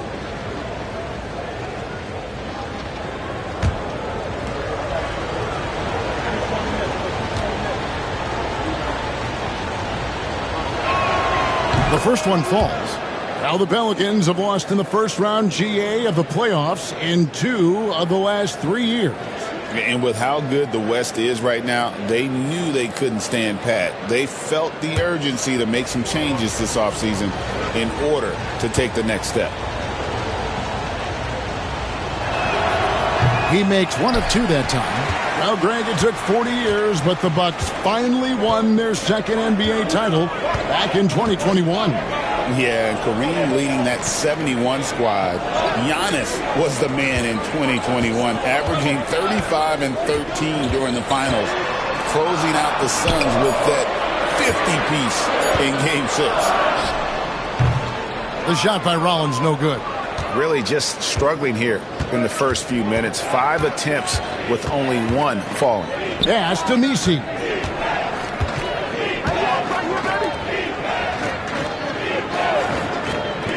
There's the 3. And the Pelicans miss again. And so it's Prince with it. He brings it up for the Bucks. They're coming off that win against Minnesota. Yeah, I mean, a surprising victory. Looking like they'd go away easily, but boy, did they come on strong in the fourth. Big-time momentum just carrying them all the way for the win. Exciting basketball. Now, here's Antetokounmpo. 23 points for him the last game against Minnesota. And how about the job he did rebounding as well, guys? I mean, just a dominant performance on the glass. And the Pelicans with possession here, following the miss by Giannis.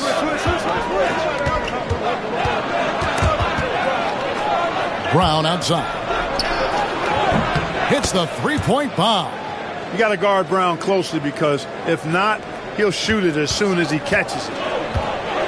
They need a bucket in a big way here to regain some confidence. Here's Rollins. He's defended by Alvarado. Lopez right side. It's good. He makes his first shot of the game. Just like clockwork, Lopez doing damage inside. The Pelicans have gone 2 of 6 from the field. Here's Alvarado. He's off on that one. Good D by Lopez. The Bucks trail. Here's Giannis. Can't tie it up as that one misses. New Orleans gone just 1 of 4 from three-point range here in the first. 1:16 left to play in the first quarter. Olynyk, a screen on Rollins. Beyond the arc. Giannis grabs the miss. Oh, man, you know he'd love to have that one over. Here's Rollins. And they're unable to get the tying basket there. Here's Alvarado. Covered by Rollins. Alvarado with it. He's coming off a 16-point game against Brooklyn. And a lot of those points came at the free throw line. Really because of his aggression. He was playing the game with force, always catching his man on his heels. About 7 seconds separating the shot and game clocks. Here's Rollins. He's defended by Alvarado. And that'll be 2 free throws coming up. Officials on the call with the foul. The up fake from Lopez working to perfection. First trip to the line for him here. And take a look at what he's been able to do at the free throw line. 82% more than acceptable. And, you know, with those numbers, he makes a defender hesitant to get too tight on him. I mean, he doesn't want to get whistled for the foul and put this guy on the line.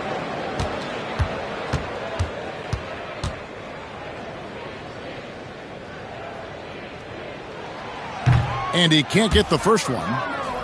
And, you know, Lopez to me is what you think of when you hear the term stretch 5, a center with some real deep range.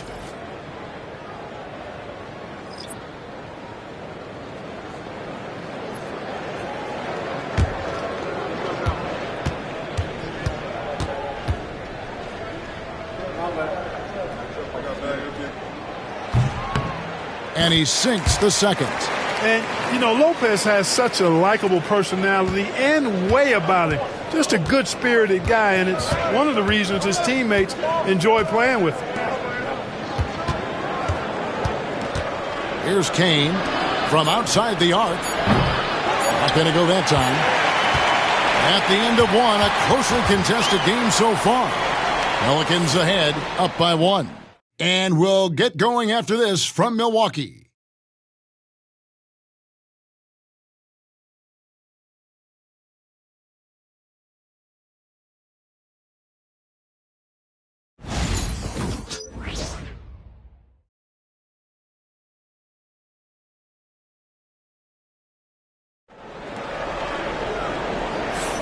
And if you're just tuning in, it's been a pretty even game through the first quarter.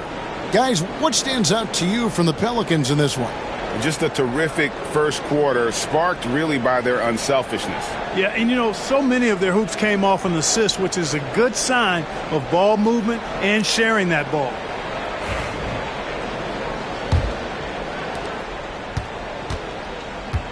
So for New Orleans right now, Bruce Brown is out there with Hawkins. And it's Kane in at the 3. Trent outside. Pass to Porter. Over Hawkins. Porter, no luck. Well, this is what happens. You can't afford to lose concentration even for a nanosecond. Now Hawkins. Latrey. That's in, and he found his range with that one. Now 1 for 2. Pick works well there. Not much resistance from the D. Yeah, that's not the defense you need. You got to be tougher defensively. Porter outside. Bangs home the trifecta. Always a ready and eager three-point shooter. That last 3 only gave Porter Jr. more motivation. Clark, we know the Bucks are a veteran team that has now leveraged their assets to try to win now. And the question is, Kevin, do they have enough? There's a point at which veteran becomes a nicer way or a euphemism for old, especially in today's NBA. That can be a problem for you. Trent finds Green. Launches a 3.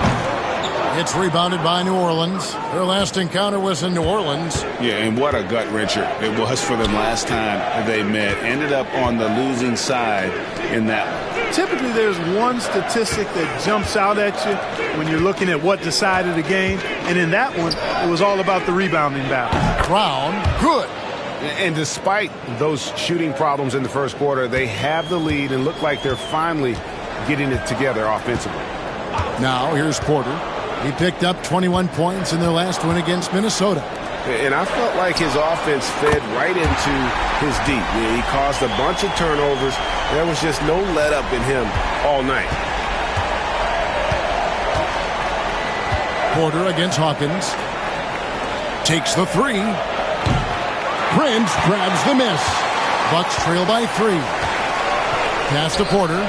Trent, a screen on Brown. Here's Porter.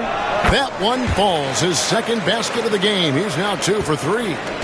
Good to see KPJ not afraid of that mid-range. Hitting those can really open up other parts of your game. Now here's Brown. He has 6. Kane, no luck. And the latest now from our sideline reporter, David Aldridge. David, it's all yours. Take it away. Hey, Kevin, the Bucks are still trying to perfect their chemistry. Bobby Portis says things take time.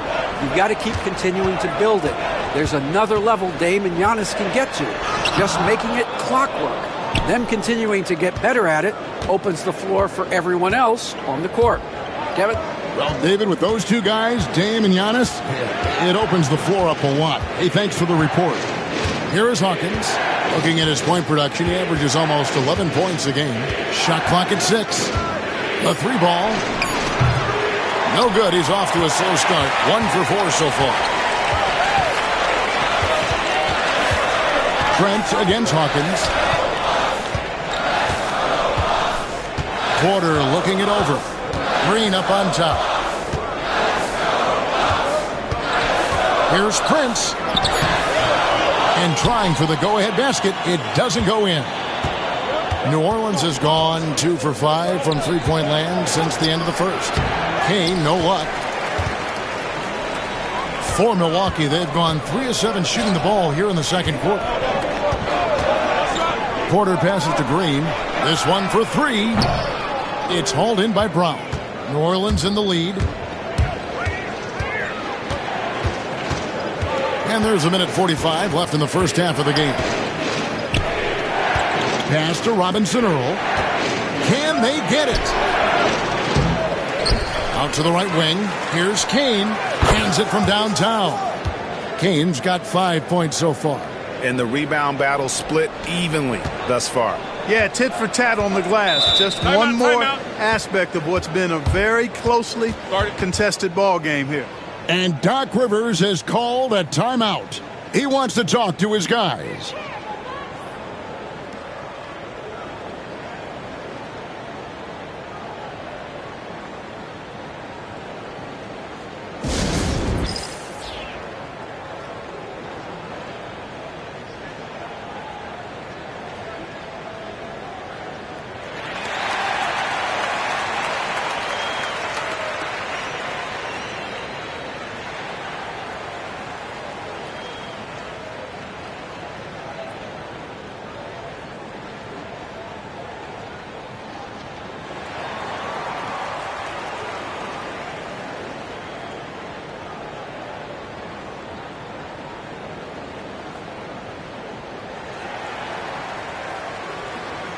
Big group substitution here for Milwaukee.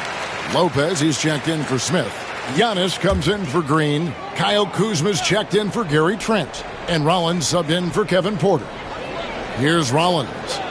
Hasn't made one yet. Here's Giannis. It's rebounded by New Orleans. Nisi's got 6 rebounds here tonight.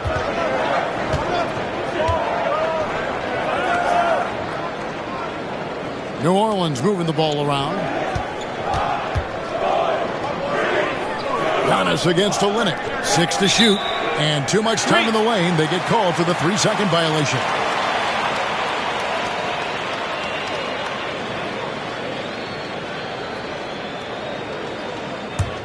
Bucks trail by 4. Here's Rollins. He averages a bit over 6 points a game. Pass to Antetokounmpo. And Kuzma has it in the corner. Here's Rollins. Just 5 to shoot. Screen by Antetokounmpo. A steal. 8-second difference between the shot clock and the game clock. Here's Alvarado. Drops in the layup for 2. Now it's a 6-point Pelican lead. That's a textbook example of how to move the ball. Boy, you got to love that action. Count it. Antetokounmpo's got his first points of the night. You know, Giannis has a really good basketball IQ, so he recognizes that taking and making mid-range jumpers is going to help keep the defense honest when they're guarding him.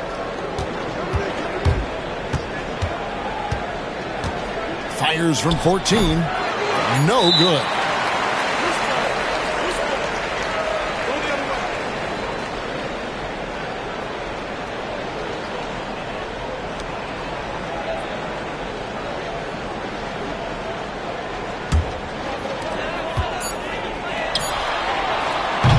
And some good action through the first 2 quarters as we reach halftime. Pelicans lead by 4. And now let's catch up with David Aldridge, who's standing by from the sideline. All right, Dave. Thanks, Brooke. Where is this team right now? Oh, it's so exciting. You know, it's really... Thanks so much, Dave, for the great interview. Don't go away, folks. We'll be back for the second half of basketball right after this.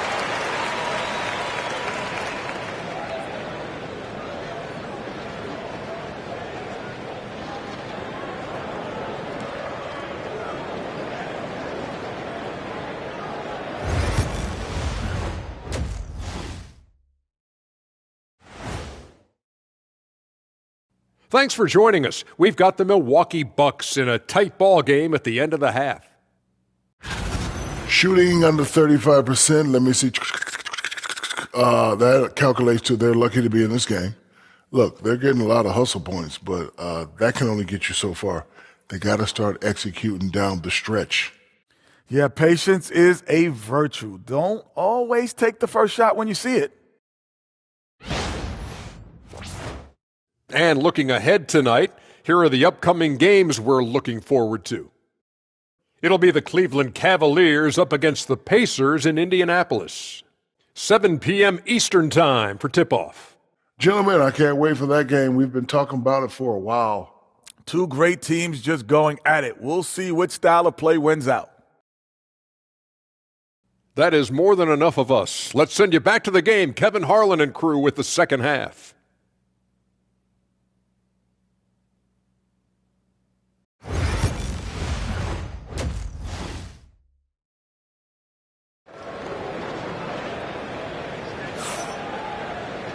We've got second half action for you, and if the next couple quarters are similar to the first, this one could go down to the last possession.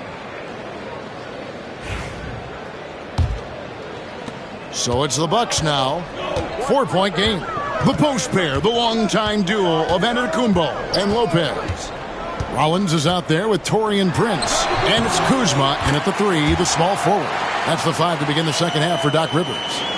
Clark, obviously, this is a results league for head coaches, and we're always going to see lots of changes at that position. I think you're exactly right. I don't necessarily agree with it all the time. I would like to see owners and general managers and decision makers be a little more patient, give coaches a little more runway, but we know it's a results-oriented league, and oftentimes the reality is that it's easier to change one coach than it is perhaps to change a handful of players on a roster that's not performing. Well, if you don't take care of the ball, fellas, that's what can happen. Absolutely, Greg. That makes the turnover even more painful. What? You mean the throwdown at the end? I'll tell you what, fellas, I mean, the highlight shows are going to pain them even more. Kuzma can't get it to go. Pelicans leading by 6. Alvarado with it. 6 points for him. From the arc. Antetokounmpo pulls it in. And so Giannis will bring it up for the Bucks. First minute and a half of basketball here in the third quarter. Physical basketball from Giannis Antetokounmpo. It's almost illegal. Somebody as big as Giannis shouldn't really have that quick of a first step. You know, you were talking about Giannis. He can put up 30 a game without taking many shots from the perimeter. That's a tall order these days, especially because he gets doubled every single time. And so it's Willie Green here calling timeout. Wants to talk some things over, might be seeing some things to adjust.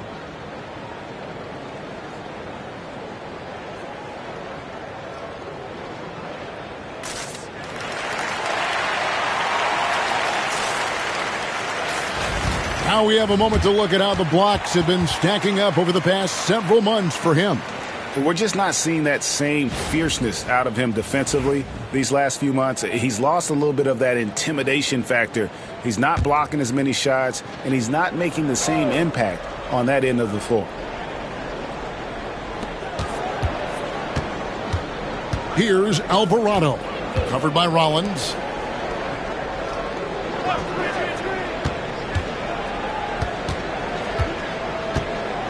Five on the clock. Shot, high post. Rebound by Brook Lopez. Lopez has got his 5th rebound in this one. I tell you what, for him, this has been a game to forget. But somehow they still find themselves with the lead. Oh, just solid on the one-handed slam. And guys, when it's a tight ball game like this, he's the guy they want with the ball. Somebody you can count on. He is an extremely reliable finisher. Alvarado with it. Covered by Rollins. Screened by Olynyk. Alvarado. Giannis grabs the miss. Giannis has got his 4th rebound with that last one here tonight. And contact on the shot, so he'll be shooting free throws here. Yeah, the defender all over him. He got him good there. I mean, that's why the shot was so far off.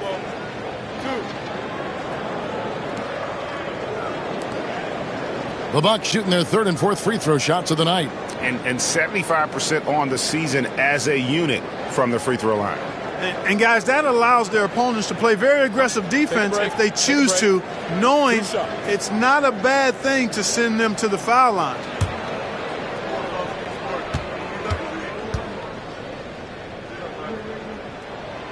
And that one misses.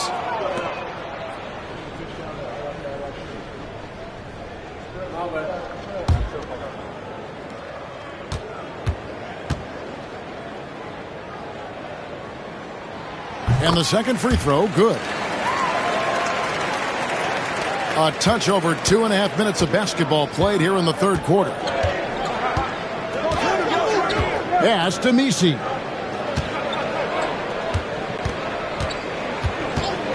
Goes up from the top of the key for rebound by the Bucks. Lopez has got 6 rebounds here tonight. Here's Kuzma. Giannis passes to Kuzma. Good. And it's Giannis picking up the assist. Kuzma's got his second basket of the night. For New Orleans, they've gone 2 of 6 from the field here in the third. Pass to Misi. Some nice passing here by New Orleans. That one falls. And the Pelicans lead by 1. They didn't have much of a problem getting the ball into the post that time. Prince, the pass to Rollins. Now Lopez. And he makes the bucket, gets the whistle, and now a three-point play chance here for him. They should continue to get the ball inside. The defense struggling to contain them. And when you make 5 in a row in close like that, it also takes pressure off your perimeter guys, too. Brook Lopez worth every penny as he secured a nice raise last season. Yeah, you know, he's a combination of a three-point shooting big who's also an elite rim protector. That's a heck of a combination and a valuable one in today's game. Looking at who's out there now for the Bucks. Green, he's checked in for Giannis Antetokounmpo. Trent comes in for Taurean Prince. And Porter subbed in for Rollins. Now, here's Payton. The passing of Elfrid Payton is so critical to this team. I mean, they really rely on him to set up the offense. The Bucks have gone 5 of 7 from the field in the third quarter. Let's see if they can keep it up. Porter passes to Green. A three-pointer is right on target. Green's got himself on the board with 3 there. Boy, I think they've lost their intensity. I mean, the defensive pressure is lacking this half. Time now to turn to our sideline reporter, David Aldridge. David. Kevin, Brook Lopez started off, of course, as a post scorer, but he's completely reshaped his game over time, becoming a three-point threat and a defensive stopper. He said, I tried to focus more on being a pillar at the defensive end, someone my teammates can rely on. I'm always talking in the paint, letting them know I'm there to back them up. Kevin? He's got great communication skills, David. Thanks for the report. Here is Hawkins. Jacks up a 3. Gets it to go from beyond the arc. He has 6. It took a long time for him to get that first triple. Let's see now, though, if he can get going. Porter kicks to Kuzma. From past the arc. It's rebounded by New Orleans. Nisi's got 8 rebounds in this game. Porter against Payton. Here's the screen. A miss that time. Would have put him up. We've got a 9-second difference between the shot clock and the game clock.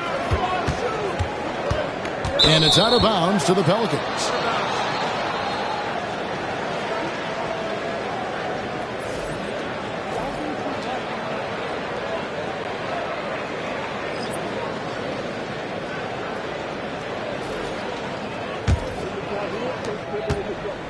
New Orleans has gone 1 of 3 from downtown since halftime.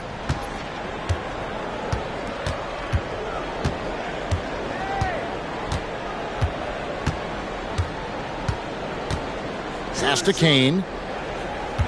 Clock at 6. Payton looking around. And again, no good by New Orleans.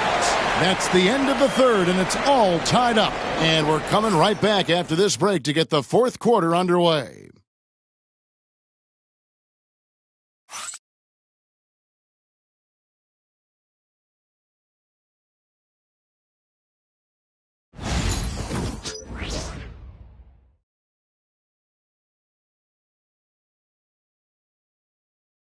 And a quick look now at the State Farm assist of the game.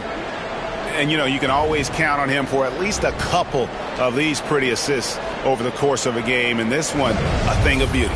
It sure is. I mean, he's a maestro. Great vision, terrific IQ, everything you want in a point guard. And with these teams locked in a very close contest, this fourth quarter promises to be a good one. Setting the floor now for the Pelicans. Payton is out there with Hawkins. And it's Kane in at small forward. There's a screen to take the lead. And they take the lead. Payton's got the fourth quarter going with the first basket of the period here for the Pelicans. And so it's Porter bringing it up now for the Milwaukee Bucks. Trailing by 2. Nance outside. The tray. Pelicans with the rebound. They'll be playing host to Miami for the next game. That game marks the first half of a quick 2-game homestand. Pass to Kane. Over Green. Nance with the rebound. You're not going to see that very often. Plenty of space, but he just, let's face it, he whiffs on that one. A few possessions into the fourth quarter, just over a minute played. Back to Porter. And the rebound paying off as they pick up 2 on the second chance bucket right there. For Porter Jr., I think it's about shot selection. Taking smart shots, including when he's in close. Down low, here's Kane. Terrific assist, a nice finish. Solid play all around. And the D not really doing its job there. A little slow to react to the ball getting into the paint. There's Porter with the 3. And no good. And not allowing the shooter even an inch of breathing room on that one. And, guys, that's exactly the kind of high-impact defense they want to see out of him. To the wing right side. New Orleans moving it around. Robinson Earl, the pass to Payton. Shot clock at 5. Rebounded by Jackson. You know, even though they're on top in this one, you'd like him to be better out there because he's capable of being better. It sure would make things a lot easier, too. Now, here's Porter. Trent outside to take the lead. Good, and a nice assist from Porter. Porter's got 3 assists tonight. Fantastic job moving the ball there by Porter Jr., understanding exactly what was available when his teammates were open. And so it's Willie Green here calling timeout. He's very aware of the timing here and the significance of getting things squared away with his team.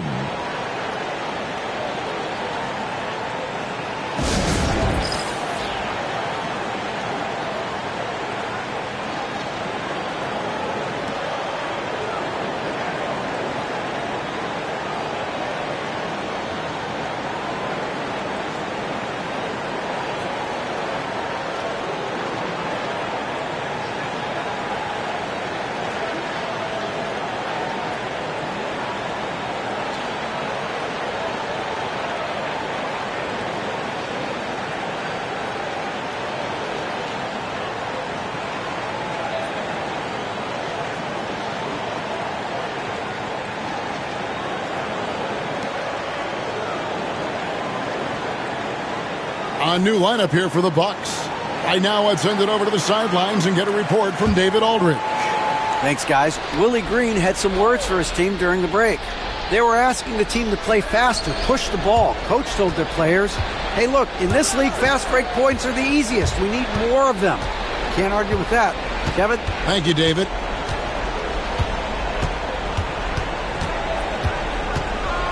Pass to Alvarado. There's Brown with the 3. And out of bounds as the Bucks gain possession.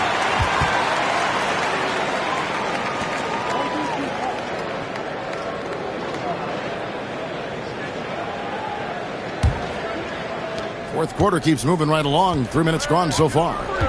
Antetokounmpo dishes to Lopez. Giannis outside. Pass to Rollins. Floats it up for Giannis. The setup and the slam by Giannis.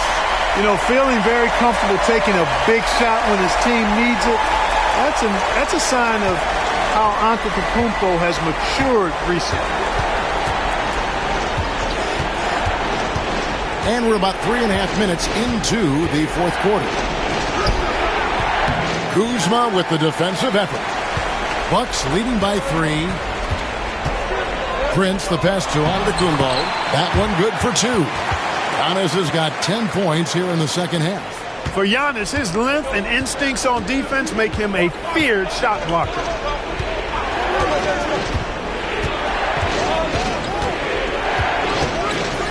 Looking to end the run. And the Pelicans miss again. And that shot isn't the one they should be taking if they want to make this comeback happen. Pass to Prince.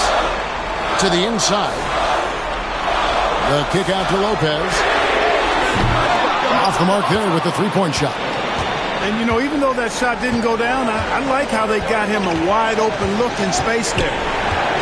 Here's Olynyk, covered by Rollins. And foul on the shot. He'll shoot 2 at the free throw line. Let's quickly check out the scoring breakdown here for Milwaukee. You know, all game long, they've imposed their will on the interior, scoring a lot of points in the painted area. And also, guys, the confidence to keep taking the three. It's been falling, so they've got to keep going back to it.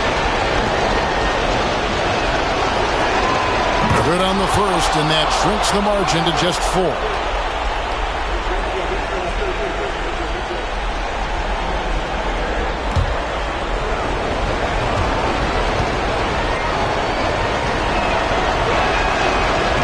And so Olynyk nails both of them. And that makes it a one-possession game, guys. Got to be the biggest free throws of the game thus far. Here's Rollins. It's rebounded by New Orleans.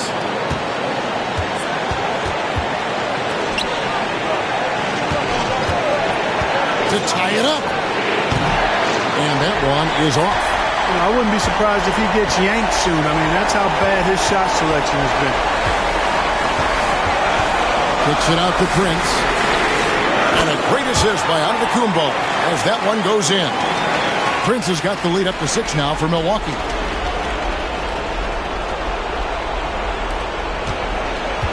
New Orleans gone 0-3 so far in the fourth quarter from long range. Brown outside.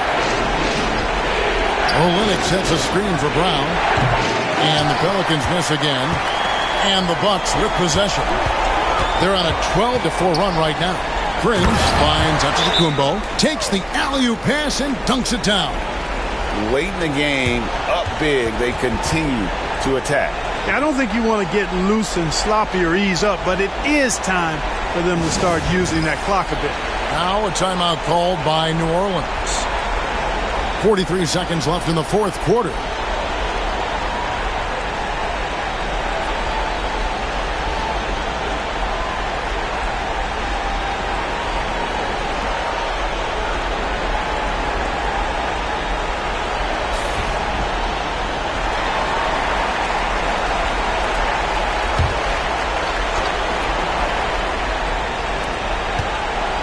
Here's Olynyk. Kuzma pulls it in. So it's the Bucks now. They lead by 8. That's the biggest of the game. We've got 28 seconds left in the fourth quarter. The wide open look here for Lopez. A chance there to push it to double digits, but it's off the mark. Not enough ticks left on the clock to save them tonight. Not by a long shot. It's all but official. And it's Alvarado missing.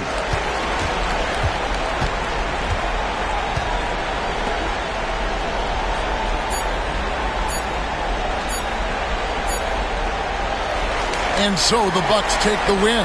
Some good moments throughout this one, but they have the clear advantage down the stretch. Yeah, I mean, I love the way they executed on both ends of the floor, completely under control for the vast majority of the game. And whenever there was a misstep, they just didn't allow it to fester, and that's why they're going to walk away with the win. And now let's go over to David Aldridge from the sideline for an interview with our player of the game. Hey, David. Thanks very much. Giannis, a dominant performance. What is the level that this team is playing at? It's amazing, man. I think The whole group, the whole team played hard. The whole team was ready. Everybody stepped up. And, you know, this is what makes the average team from a great team or a good team. I know you guys are looking for great and not good. Congrats on the win. Back to you guys. Thank you, David. That's it, folks. The NBA regular season is in the books. For Clark Kellogg, Greg Anthony, and David Aldridge, this is Kevin Harlan thanking you for watching the NBA, presented by 2K Sports. But as we go, let's take a look at our player of the game, Giannis Antetokounmpo.